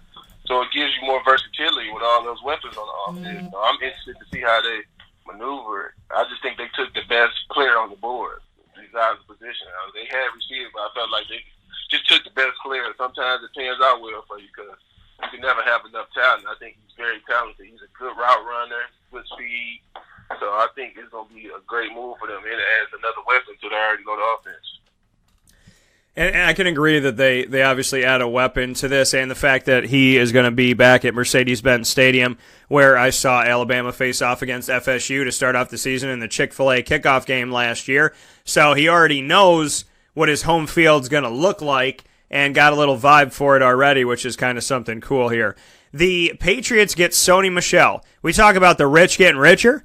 Well, they arguably got the second-best running back going to the team that usually wins, and if they don't win, they get to the Super Bowl. What do you think about the Patriots, who seem to make hay with finding running backs that people kind of don't think much of and push them, and create them into something like Deion Lewis? Who thinks about Deion Lewis? Look at what he did, Kevin Falk, so on and so forth. But with the Patriots, they have Sony Michel, and they have a guy who they went high on, who people are high on, and this is kind of a new look for the Patriots, going and making a splash and paying some big bucks to a guy that is not, it's the atypical Patriots running back. It's not random guy number one who comes here and costs $52 to play for our team, and now he's a Super Bowl champion. This is a guy who a lot of people thought was a great player, and here he is going to the Patriots. I think he's better than Nick Chubb, and so do you, Eric. What do you think about the rich getting richer, and the Patriots somehow at 31 out of 32 get, once again, another great player potentially as they move forward? Well, I think it was a great pick. Like you said, they're finally investing in running back position instead of just getting guys and plugging them in, which has been working for them so long. This is like the first time I can remember the Patriots investing in running back since they got Corey Dillon. They drafted a guy they can mold, teach him the scheme, and he's versatile. As you can see, he's dynamic. I think he catches the ball good for a run. I watch him. He always jumped off my screen. The run game beat Oklahoma in that playoff. They didn't throw the ball a lot of discipline. They gave it to him and Nick Chubb, and he made plays. Like, after he bumped, he came back and made a great play. Like, so I really love his tenacity. I just like him as a football player. Every time I watch Georgia, I was really excited to see him play. And for him to get 1,200 yards splitting carries is so impressive. This guy started every game and didn't have to stop me up. And to go off of that, Nick Chubb was the other guy that he was splitting carries with. And, you know, we have to address this, Eric, as we discuss, you know, the Cleveland Browns. If they argued we didn't take Saquon Barkley number one overall because we didn't need a running back, well, at the beginning of the second round, they picked Nick Chubb. So I asked the question back to the Browns, and I question the answers that I'll get back because they just always seem to confuse me. But as Jay Bromley told me years ago, when the Cleveland Browns interviewed him at the Combine, they asked him how many things he could do with a paperclip, and I shook my head and said, this is why they are where they are. So maybe that's what they asked Baker Mayfield, and maybe he's a MacGyver, who knows. But they don't draft Saquon, so then people go, okay, you know what? They trust in Carlos Hyde, who they brought in. They trusted Duke Johnson Jr. They're going to ride this thing out. But then they draft Nick Chubb. So the confusion of the Browns selections continues into the second round. If you're going to draft Nick Chubb at the beginning of the second round when there's a ton of real estate available, why wouldn't you have just drafted Saquon Barkley? That's the question. Like you said, I don't understand it, but it's just a different pick for me because I feel like Nick Chubb and Carlos Hyde do some of the same things. So it'd be different if they got like a third down scat back who catch the ball out of the backfield and you can line him up in the slide, give him the ball, he can make things happen. I see when I watch those guys, they kind of play similar. They're downhill, bigger guys, not super speedy. So it's kind of different. Like I would like to take one pick because he's fast and he's a home run hitter. I feel like you got two of the backs that do kind of the same thing. So I don't know where they're going with that. But that's the confusion. And that's where I am right here, is that what are you supposed to do when you draft Nick Chubb and you don't draft Saquon Barkley? But another thing that might confuse some people, at the same time, this is still arguably the rich getting richer. The Jaguars picking number 29 overall in the first round. They're normally used to picking in the top 3, if not the top 7 or 8. This time they're picking 29th. This is a new territory for them, a good sign for them, and a hopeful future for them is that they'll be at the bottom unless they trade up because they'll be doing what they need to do. They get Taven Bryan, defensive tackle out of Florida, which means that the Jacksonville Jaguars, if we are to look at their roster right now of linemen, and a lot of these guys have been on the show in my coverage over the last 9 years of the Jaguars, and I want to thank each of these guys for being a part of it, including Yannick Ngakoue, as well as Marcel Darius, Malik Jackson, Calais Campbell. Those are your starters. They've all been on the show. Dante Fowler Jr., Dewan Smoot has been on as well. So you have Dante Fowler Jr., Dewan Smoot, Calais Campbell, Malik Jackson, Marcel Darius, Yannick Ngakoue, and you have Abry Jones. Now you add in Taven Bryan. Mike Bennett is there as well, and there's a few other guys. But arguably, if you say Ngakoue, Darius, Jackson, Campbell, Fowler Jr., Smoot, Bryan, and Jones, that's 8 players. They could have two starting defensive lines that can shift in and out in groups of four, and then make it even more if they go groups of, they put 3 and keep 1, 2 and 2. I mean, this is, you were on a team with defensive line coach Tim Doust who liked the carousel of bringing guys in and out. The Jaguars have an opportunity to have two totally different lines whenever the hell they want to do it if all these guys take care of business in practice. What do you think about the Jaguars getting richer on the D-line? Well, like I said at the beginning of the show, you can never have enough D-line. You see, I think they figured out the formula to see what works for them. They seen how far they got with having a strong D-line, strong defense. You have good up front and good in the secondary, so you can win games that way. And you see what Philly did. They went 8 deep, and they won the Super Bowl.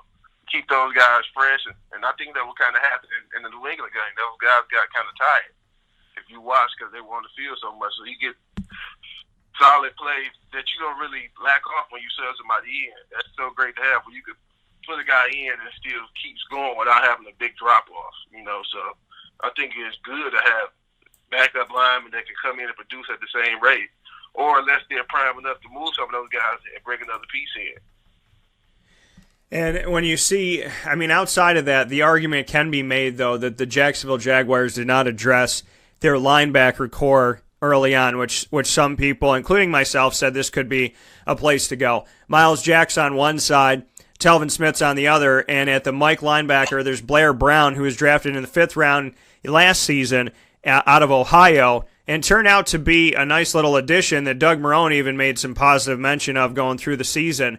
What do you think about that? The fact that they did not decide to go for a middle linebacker and instead went to, like you said, you can never have enough D linemen, but was it a mistake to not go after a linebacker at that time? I don't think it was a mistake because you can't have a premier player in every position. Like, you see what's working for you. We're going to kill guys up front and lock down in the secondary. You got two fast guys on the outside. Now you need somebody who's stable in the middle. You don't need a superior playmaker. If he's good enough, get the defense organized and make some plays, that's all you really need. So now, and you have the versatility of being versatile on D-line. You can move Calais in on 3rd down, bring Fowler in on the outside with Ngakwe. You can do so many things now. Add another guy, and then you're flexible. If you want to make a move, you can put two of those guys together in a package in the draft pick and get a linebacker or get another receiver. You can do so many things with that. That's why I don't really feel it's a bad pick. And if you don't have a elite guy that just jumped off your screen for your 1st-round pick, get the player that you wanted or the best talent available. And when we look at this, the Jaguars seem to trust in what they have at linebacker because when you go through the draft and see who they picked, they drafted Tanner Lee out of Nebraska, who also played at Tulane at the beginning of his career. They got him in the 6th round. When we go to the 7th round for the Jaguars, that's where they take their first linebacker, Leon Jacobs, out of Wisconsin. So they make that move. They get a punter at the end of it. But I want to go to the last 2 picks of the draft because normally at the end of the draft, people are going, okay, they call it Mr. Irrelevant, the last pick. But this guy was anything but irrelevant. I think he was picked where he was picked here because of consistency and because of the fact that at the end of, he did well at the end of his career and kind of was riding that high in college and not being in every single season. Oh my God, look at this guy. But then there's a guy before him who has connection to his father who played for a long time in the NFL. And then even if we go 2 picks before that, there's a guy from the ACC that joins him. So Auden Tate's 253 overall, going to the Bengals, wide receiver out of Florida State. The Bills at 255 take Austin Proehl, whose father, Ricky Proehl, played for a very long time, including for the Rams, wide receiver out of North Carolina. And the final pick, Mr. Irrelevant, 256 from the Redskins, Trey Quinn out of SMU goes to Washington, D.C.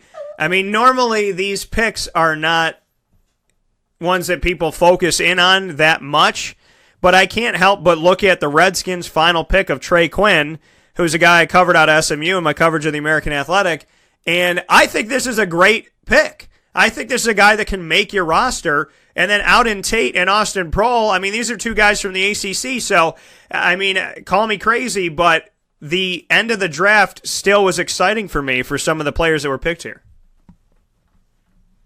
Yeah, like a lot of people just like throwing those guys to the side. Those guys can play ball. This guys who undrafted want to make teams to do things. So just because I never like the term of Mr. Irrelevant, this guy was good enough for somebody to want to draft him.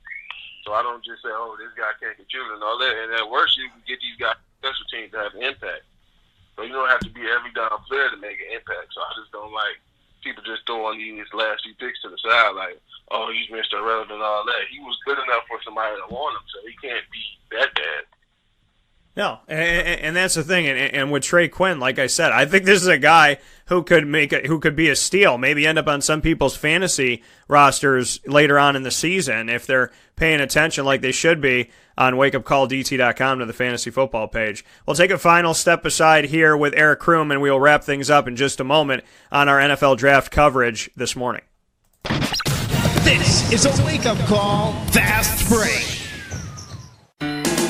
Hi, this is Kira from Looking Glass Events, where we're always giving you a reason to celebrate. Whether you have a small business, large business, personal event, or wedding, we are available to plan and coordinate your dream event to life. Every detail, every step, Looking Glass Events is working with you all the way. Call us at 315-702-4653. That's 315-702-4653. Or contact us through our website, lgweddingsandevents.com. Looking Glass Events, giving you a reason to celebrate.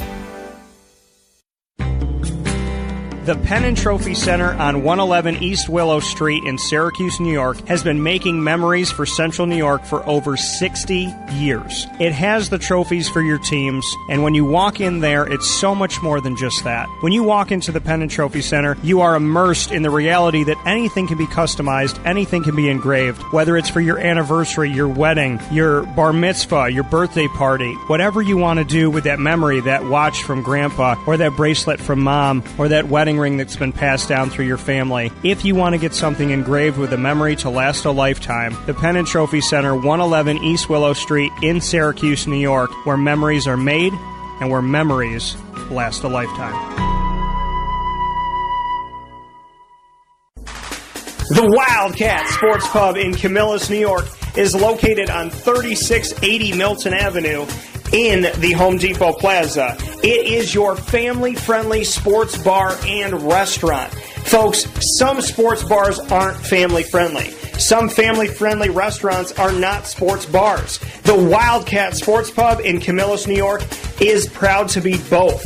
It is that marriage that you've been looking for years. The Wildcat Sports Pub is your home base for your sports bar and restaurant needs, games for the kids, indoor and outdoor activities, and enough things on the menu to come back every single week and get to try something new. They're open Sundays from noon to 8 p.m., Monday through Wednesday, 11 a.m. to 11 p.m., and Thursday through Saturday from 11 a.m. to midnight. For reservations and party information, call 315-487-2222 for the Wildcat family-friendly sports pub and restaurant.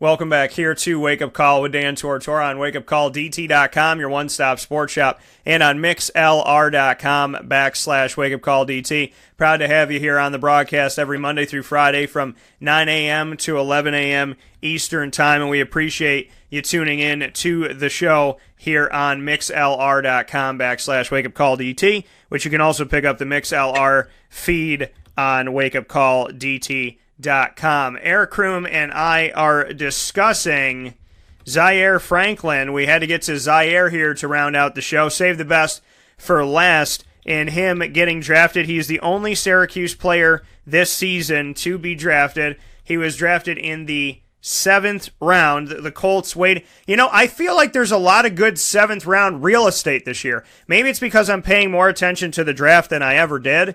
It's not that I didn't pay attention, but you know, more analysis or more looking at things, or maybe it's that I know more guys that are in the 7th round that are here now or their conferences. But I mean, I'm looking at, like we said, Trey Quinn, Austin Prohl. I'm looking at Auden Tate. Justin Jackson from Northwestern went 251. He went to the Chargers, who could use, you know, another guy to give some help to Melvin Gordon out there. Bo Scarborough from Alabama went to the Cowboys at 236. And right before him, the man that they call Zaire Franklin from Syracuse, their Mike linebacker, the quarterback of the defense, a captain for the majority of his time, a representative of Syracuse football for the overwhelming majority of his time at ACC Media Day, is now an Indianapolis Colts, who the Colts need a lot of help at linebacker. Don't shake your head at the 7th round, and don't shake your head at number 235 overall, Zaire Franklin, going to the Colts, because he 100% could make this team, because the Colts 100% need a lot of help on defense, and he's a guy that can bring that to you, and he's a Mike linebacker, which is a tough position to play. Eric, what do you think about a fellow connection here, a part of the brotherhood of Syracuse football? What do you think about Zaire Franklin getting drafted and him going to the Colts? Oh, man, I'm just excited for him, seeing him grow over the years. I remember when he first came in, he just was such a humble, hard-working guy. I'm just glad to see his hard work has paid off, especially knowing some of his story and know what he's been through. I'm just so excited for him. And he's a hell of a football player, too. Not going to skip over that.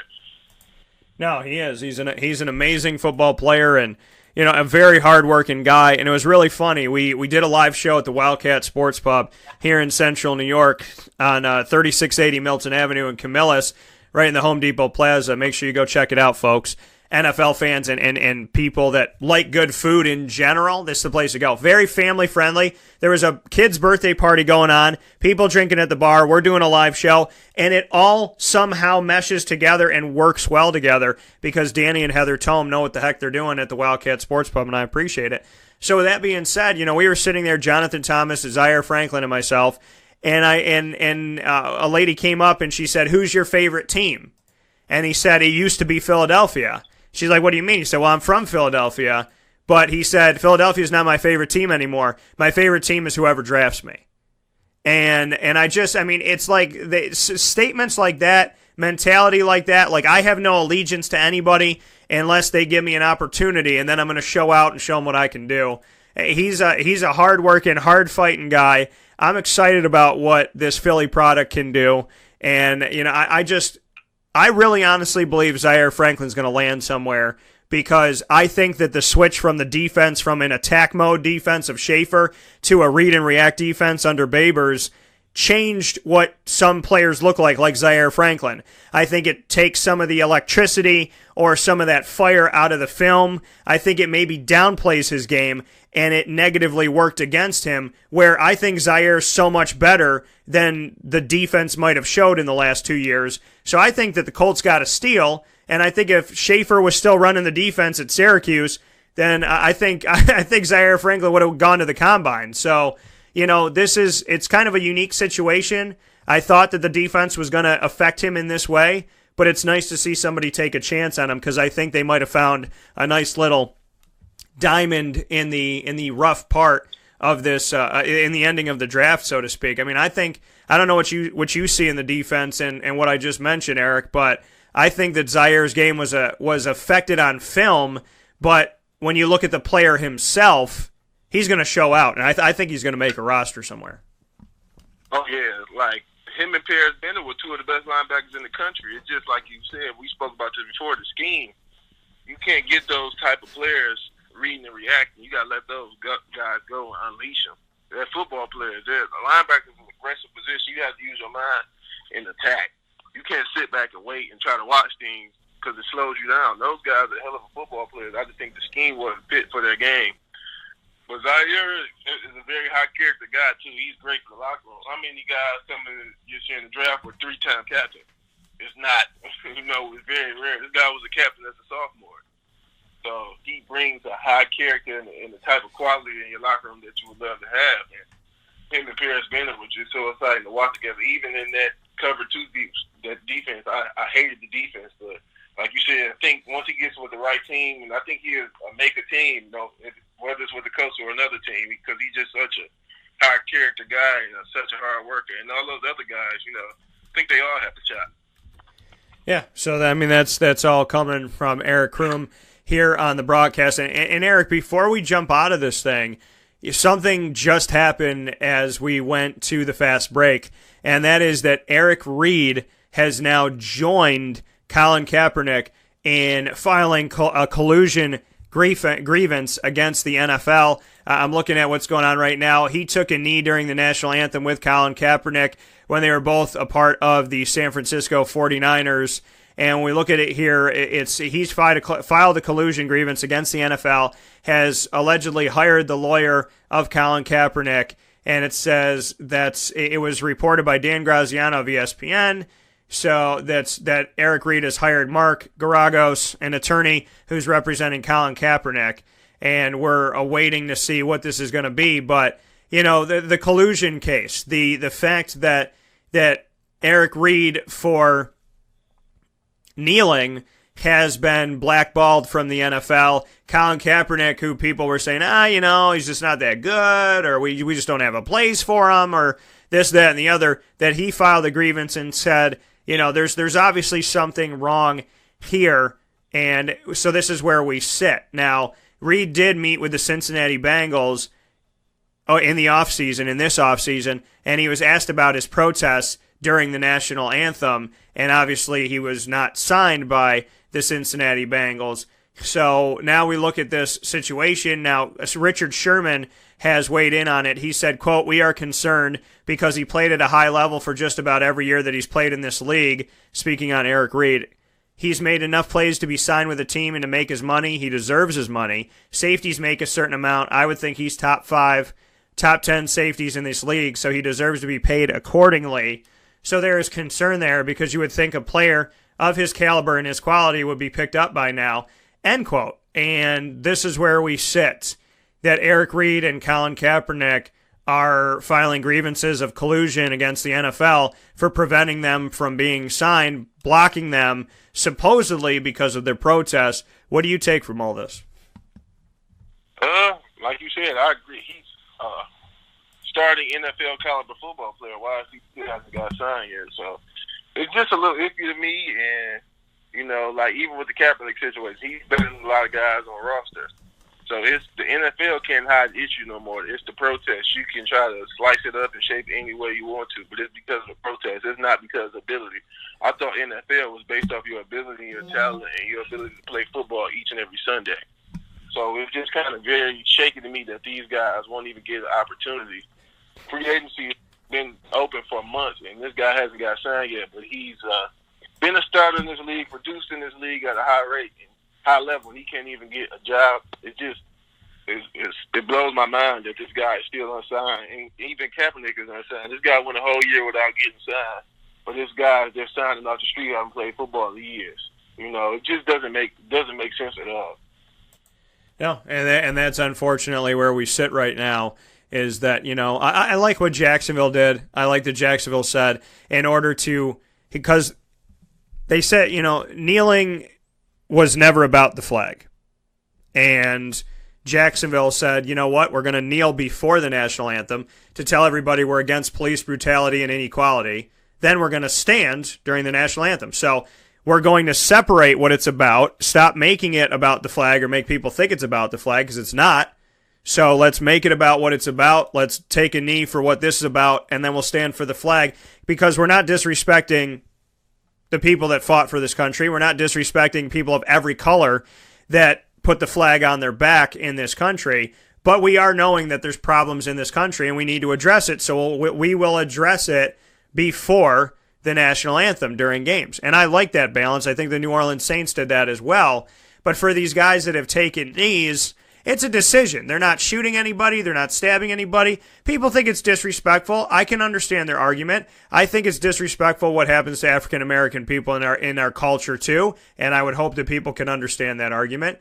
But to tell somebody that they're not allowed to kind of just, all the NFL owners come in agreement, nobody signed this guy. I mean, that's to me, I can't do that as a business owner. I can't say, you're an equal opportunity employer. I can't look at somebody coming down the street, irregardless of, I can't say, oh, I'm only going to hire attractive women. Oh, I'm only going to hire, whatever I consider attractive, or I'm only going to hire people that are 40 and below. Oh, I'm only going to hire people that aren't pregnant.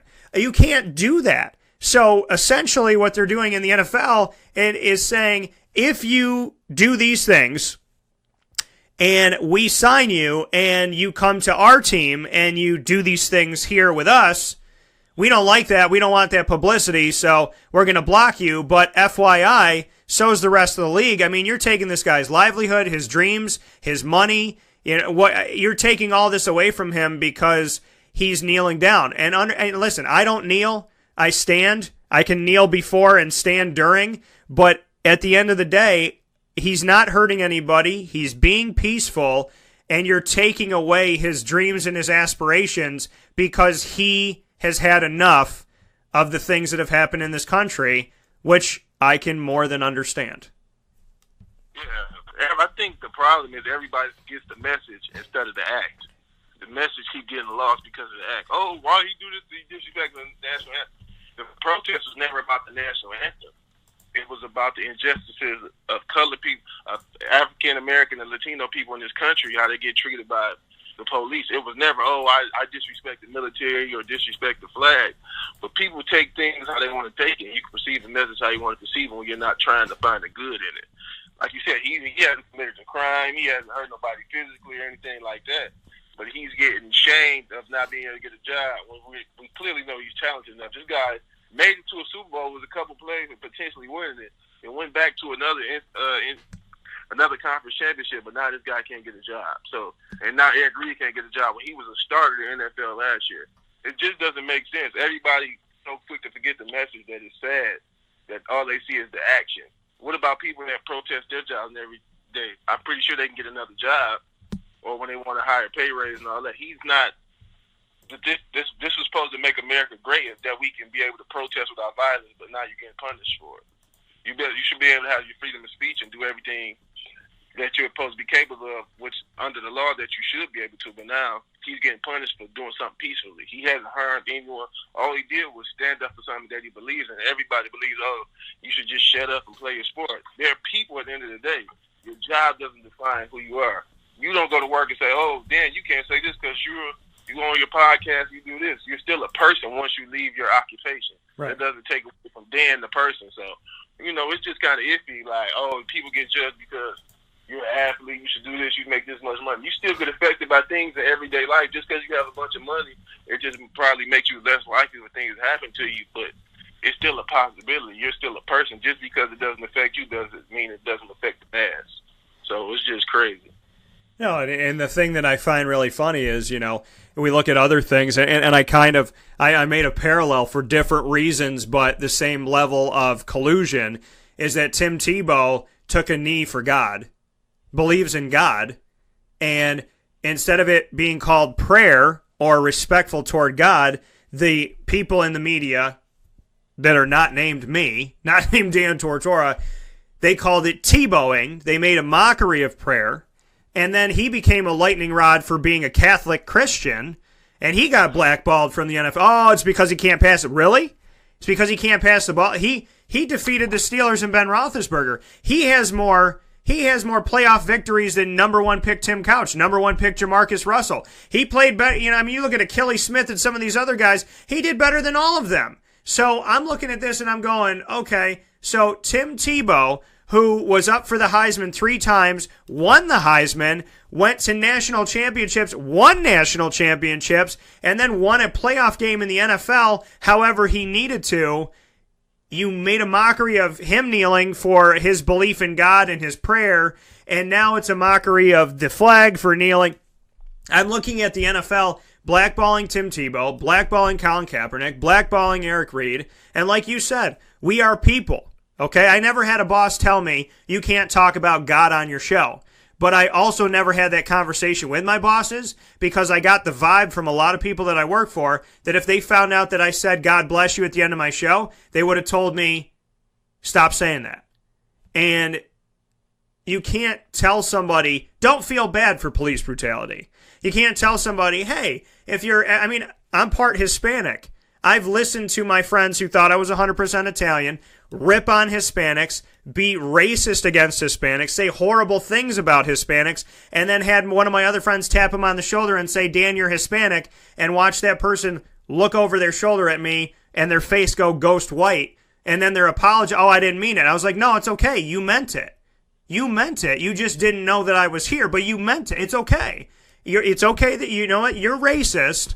Admit it, and let's move on. Because you got caught. I had one of my closest friends. He has a member of his family that he's not like, thank God. And he said to me, it's not racist if you don't hear it. So he says things about Spanish people all the time. And he goes, I say spick and span and spick. Spick is the N-word for being a Spanish person. It's the N-word. That's exactly what it is. It's what people use it for. And it makes me sick. I'm like heated in my studio when I say the word and I don't even mean it toward anything. And he said, if I say spick and you don't hear me, it's not racist.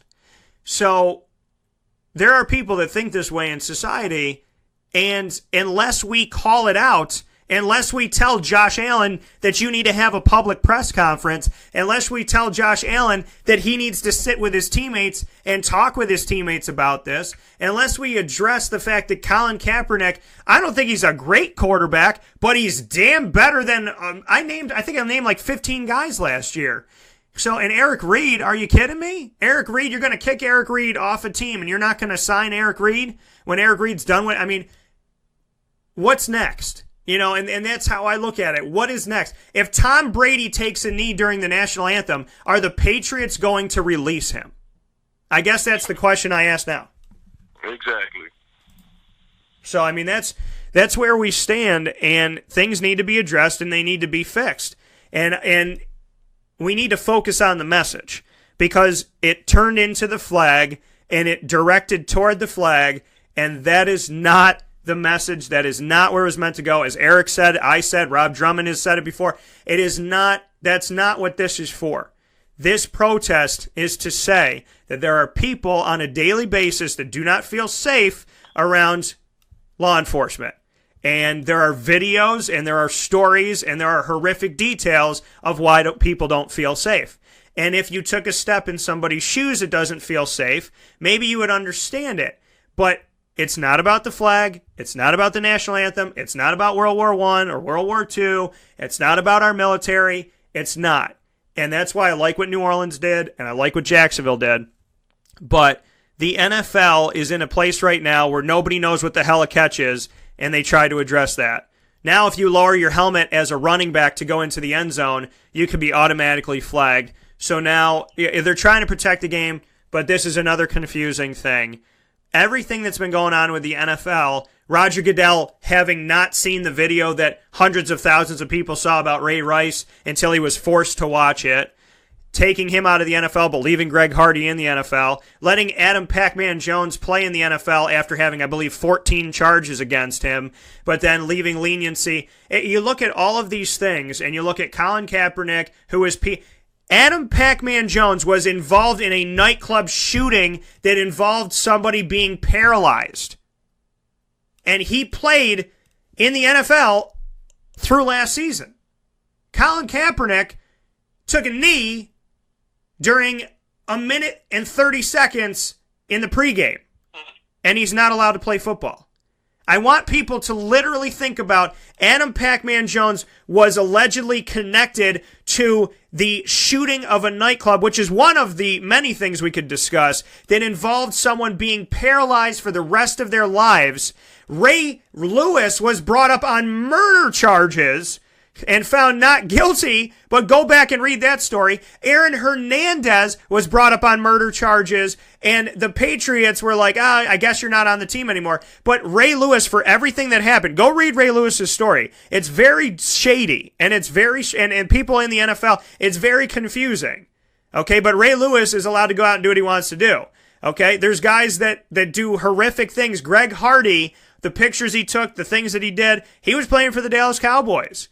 And so I look at Colin Kaepernick and say, Pac-Man Jones can be involved in a nightclub shooting, but you took a knee for a minute and 30 seconds, and that is more dangerous to the NFL than anything else. The only thing it's dangerous to is racism. The only thing it's dangerous to is bigotry. So why doesn't the NFL come out collectively and say, you know what? We got some guys kneeling, we have some guys standing. We obviously have to take this issue on as a league, and why don't they go out and have a central unified message that they share with us on, breaking news on CNN or whatever, on all across platforms. Speak to the people with Roger Goodell and a representative of every team that's a player and a representative of every team that's in the front office, and let's talk about how we need to figure this out together. And instead of having some guys kneel and some guys stand and afraid that they're going to lose their jobs, why don't we have a central, unified message that we attack? Because if the NFL continues to do this, the NFL, unfortunately, by default, looks like they're not listening to the message. And if they're not listening to the message and they just want to play some damn football and get out, whatever that person said, go out there and dribble the ball and keep your mouth shut. If that's going to be the message of the NFL, then where do we go from here as a society? Because you got to choose, Eric. If you're coming out of college right now, you got to choose chasing your dream of playing in the NFL or following your gut and your heart and standing up for something. You should never have to choose between your dreams and what your heart knows is true. They should always be parallel. And when you're told to choose your heart or your dreams and aspirations, there's something wrong in the middle of that fork, and it needs to be changed. The NFL has to address the elephant in the room, and they need to collectively do something in the community to change this, and then maybe people will stop kneeling, laying down, standing, whatever. But if Pac-Man Jones can be involved in a shooting, Colin Kaepernick should be able to throw a couple passes here and there. It's all about the money thing. Even when they was trying to meet with some of the leaders in the NFL, they just tried to gave a donation to get people to stop kneeling. They don't want to address the problem. It's not even about the money. We just want to be acknowledged that it's a problem. At the end of the day, it's reality. You can't keep living as far as reality. These things don't happen. Of course, they don't happen to you when you worth either under $1 billion. You're a billionaire, so of course you're not gonna have run-ins with the law and things like that. But what about the mass? I'm a person who thinks beyond myself and think about people that are affected. Okay, if you can make millions of dollars, but what about the people who's making $20,000, $30,000? These people are affected by the issues. So you can't just think of it from your point of view. You have to think about it from the mass. And it's just sad that you really have to basically put your livelihood over your dignity. It's a lot of people in the NFL who don't agree with what's going on, but they have a family to take care of. You can't jeopardize your livelihood for your family. Oh, I'm going to lose my job if I say how I really feel, which is unfair. Like you said, you have to pick your dream over your heart, and it's just so unfair that the problem still won't be acknowledged. Like the comments from the Texas owner, like, what does that mean? Like, dude, and you still, and the thing is, they try to make excuses for things or try to, I didn't mean it this way. What do you mean? Which way did you mean it? So, like, if that's how you really, I'm just glad it brings people's true feeling to the forefront. When things like this, it shows people real character. Even with the Donald Sterling thing years ago, it showed who he really was. So you can't lie no more and say, I just was doing no. When things come out, that's who you really are. Things like this show people's real character. So sometimes it's good, even just to spark it. It was just so good that he got the conversation going. That's why I really appreciate about Kaepernick. He started the conversation. So people really couldn't run from these issues no more. And, it doesn't happen.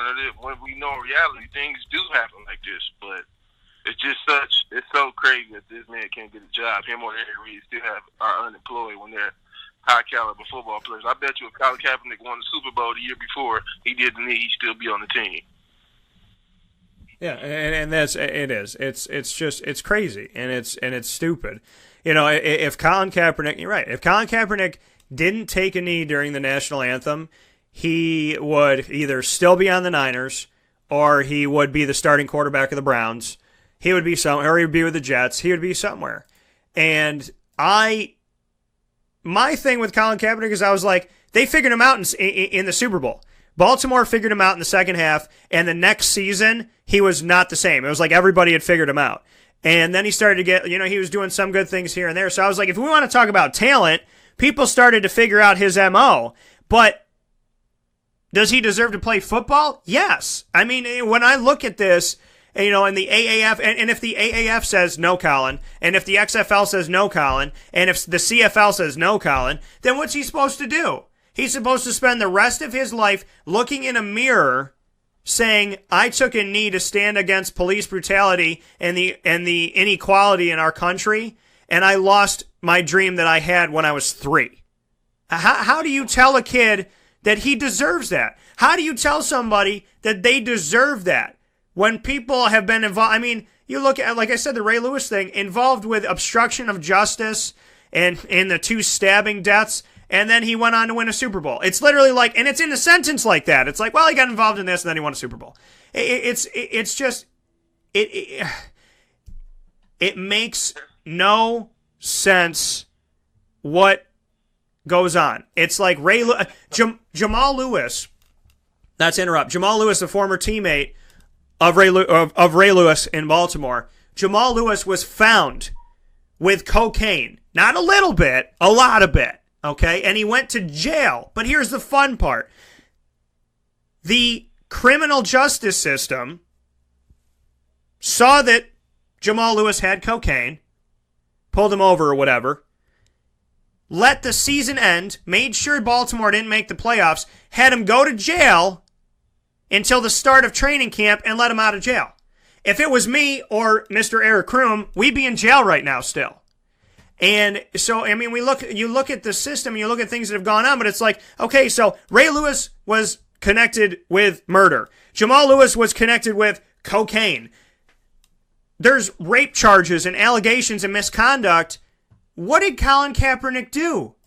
He closed his mouth, he put his knee on the ground, and he looked up. That is all this man did. He didn't beat anybody. He didn't stab anybody. He didn't shoot anybody. He didn't have cocaine all over him. He's not dealing out heroin on the streets. He took a knee. And I know how much it hurts people's feelings with the flag, but it's not about the flag. It's not about freedom. It's about the lack of freedom. That's the irony. Everybody's like, well, he's against freedom. No, he's not. That's exactly what he wants, is freedom. And it's been taken away from a group of people in society. He is telling you that that flag should stand for everybody, not some people. And why would you live in a country and keep your mouth shut if there are people living down the street who think when they look up at the flag that it's for you and not them? That's ridiculous. We didn't have people die in World War II and World War this and that and the other. There were people of all different colors and backgrounds. The Tuskegee Airmen, for goodness sakes. Why don't we respect our history? In war, we battle together, we die together, we win together. But in regular human life, we can't stand together against something that's wrong? Peacefully? Nobody's firing weapons. We're trying to do this the right way.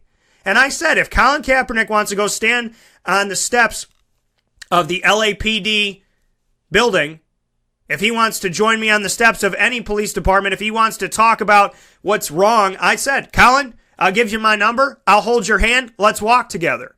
No guns, no knives, no nothing, just us. It needs to end. And Eric, I'm heated about this, but this is the thing. It's another part of the disrespect of all this.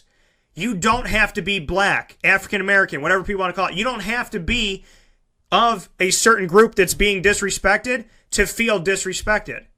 If you called me up today and told me a story about when you were pulled over and you were handcuffed for not having your right turn signal on, and they kicked you in the face and left you there and spit on your back, Eric, you should know me well enough to know that I'm coming out to where you are, and you and I are going to discuss this, and if you want to cry on my shoulder, I'm going to stand there, and then we're going to figure it out.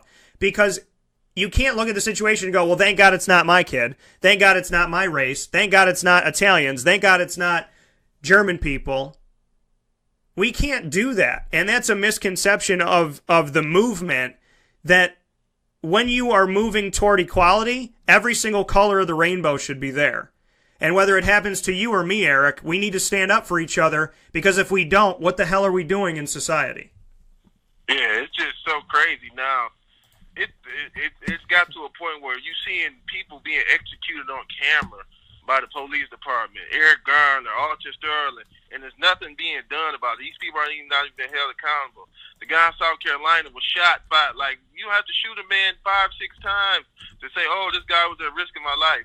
And it's so sad. I'm a proponent of equality for everybody. I wouldn't want to see a white person, a Latino person being executed on camera and there's nothing being done about it. And the man just happened to speak his mind, now he can't get a job.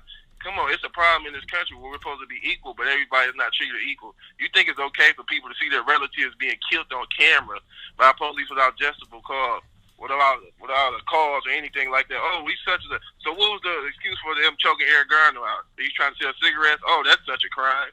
When it's people getting off a rape case and not even going to jail, like the kid from Stanford who got a sexual assault case, and his parents wrote a letter to the judge, and he only did 3 months.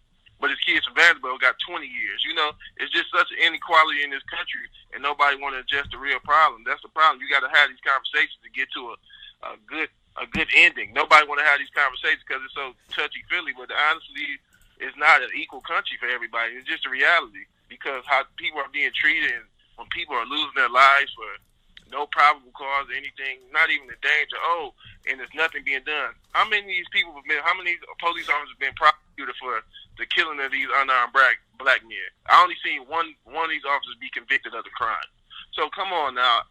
And like you said, it doesn't matter what race it is. You shouldn't want to see a person be killed anyway. We're all one race. We're human. You know, regardless of the color of our skin. I don't look at you different because, you're a different nationality or race. I wouldn't want to see nobody get executed on camera or killed or harmed by the police for a lack, because you're trying to sell CDs or you're selling cigarettes or anything. Come on, this is just crazy. And if everybody want to act like it's not a problem, it wouldn't have got acknowledged until these things start being on camera and film. Stuff like this has been going on for years. It's just we didn't have outlets to see things going on. Now you have all these media outlets with World Star and Facebook where they putting these things on camera where these people are dying from being pulled over or just stopped without no probable cause. Shooting, like, it's just ridiculous, man. Nobody wants to address the real issues, and I'm glad you spoke your mind about this because a lot of people don't like speaking the truth. Oh, well, I don't want to ruin this and all that. You're a person before anything. It doesn't matter how much money or all that you got. You have a dignity and respect about yourself, and if you're not going to be truthful about things in America, you just living a lie every day of your life. And I'm not one of those persons I'm not one of those people who are going to just sit here and I'm going to keep my mouth shut. If I feel a certain way and I see things, I'm going to be honest about it. Whether it was vice versa, if it was happening from the black race doing this to white people, I'm not going to say, well, it's not a problem. It is. But it is a problem. Like, I'm not about to sit there and say, well, maybe they should have did this. There's no probable cause for you to take somebody's life unless your life is in danger. And most of these cases, their life is not in danger. It's just nobody wants to hold these people accountable for the actions they're doing. That's the problem now in America. Nobody holds anybody accountable for the things they do. But y'all can pull up something 30 years ago and convict other people of crimes, but you have something, the evidence is right in your face and nothing is being done. Yeah, and that's the thing, is that we have to sit here today and have these difficult conversations that we shouldn't have to have. And that's an issue. That's an issue, and it's a problem that, and I said, if I was born 80 years ago and everybody's like, hey, I've had people tell me to my face that, somebody who's like 70 years old or whatever, they're like, he says the N-word, but that was his time period. That's what he did. And I'm like, you can't ask him to change. I said, what do you mean time period? If you call me a wop as an Italian or a spick as a Hispanic person, I'm hearing N-word in my head, and I'm hearing, I don't want to be around this person. I don't want to talk to you. But I've heard people say it. I've gone to work and had somebody call someone a blank wop over and over and over and over again.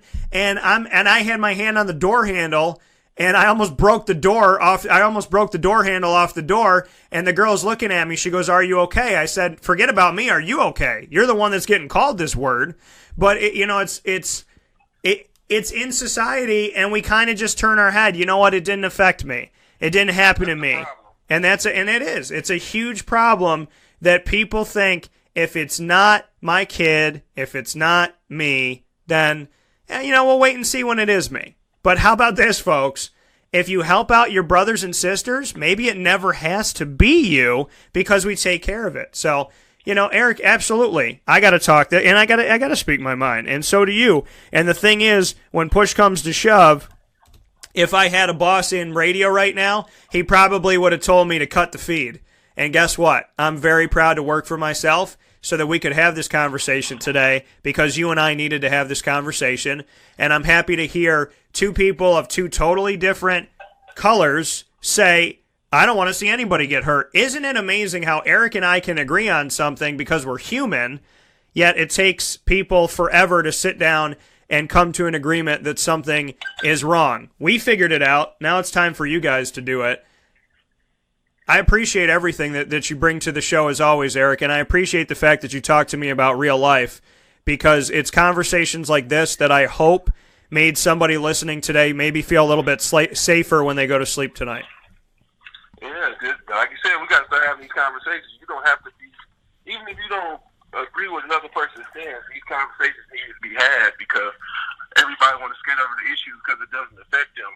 Well, the reality, it affects so many people in the world. So it just, like I said, I don't want to see anybody get hurt. You can be a different race and agree on things or disagree, but it has to be had and talked about, an issue in America. Yeah, absolutely. So I appreciate everything as always, and I look forward to talking with you soon, Eric, and thank you for taking some time again. All right, appreciate you for having me. All right, man, I'll talk to you soon. See ya.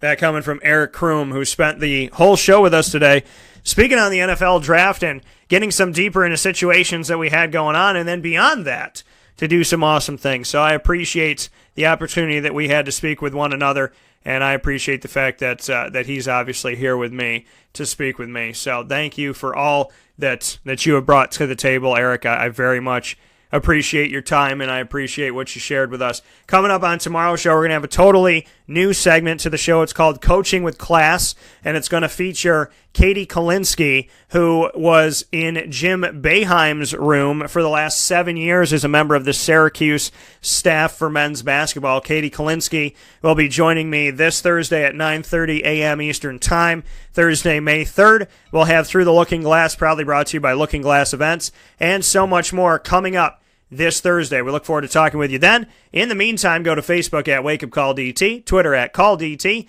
Instagram at Wake Up Call _DT, and make sure that you always are going to CNYPopFestival.com to buy your tickets. Between today and Friday, tickets are on a ginormous sale. So make sure that you go and buy your tickets to the greatest show to come to Syracuse, New York ever. Okay? We have Syracuse football, Syracuse basketball, and entertainers from TV and movies all coming for one ginormous event at the F Shed at the Regional Market. You don't want to miss it. There's nothing like it in the city. There hasn't been anything like it in the city, and we're happy to be the first to do this, and we're happy to be something new, innovative, and amazing for the community. It's my way to say thank you to Central and Upstate New York for loving me and having my back. Let's have some fun with the CNY Pop Festival. Buy your tickets at CNYPopFestival.com.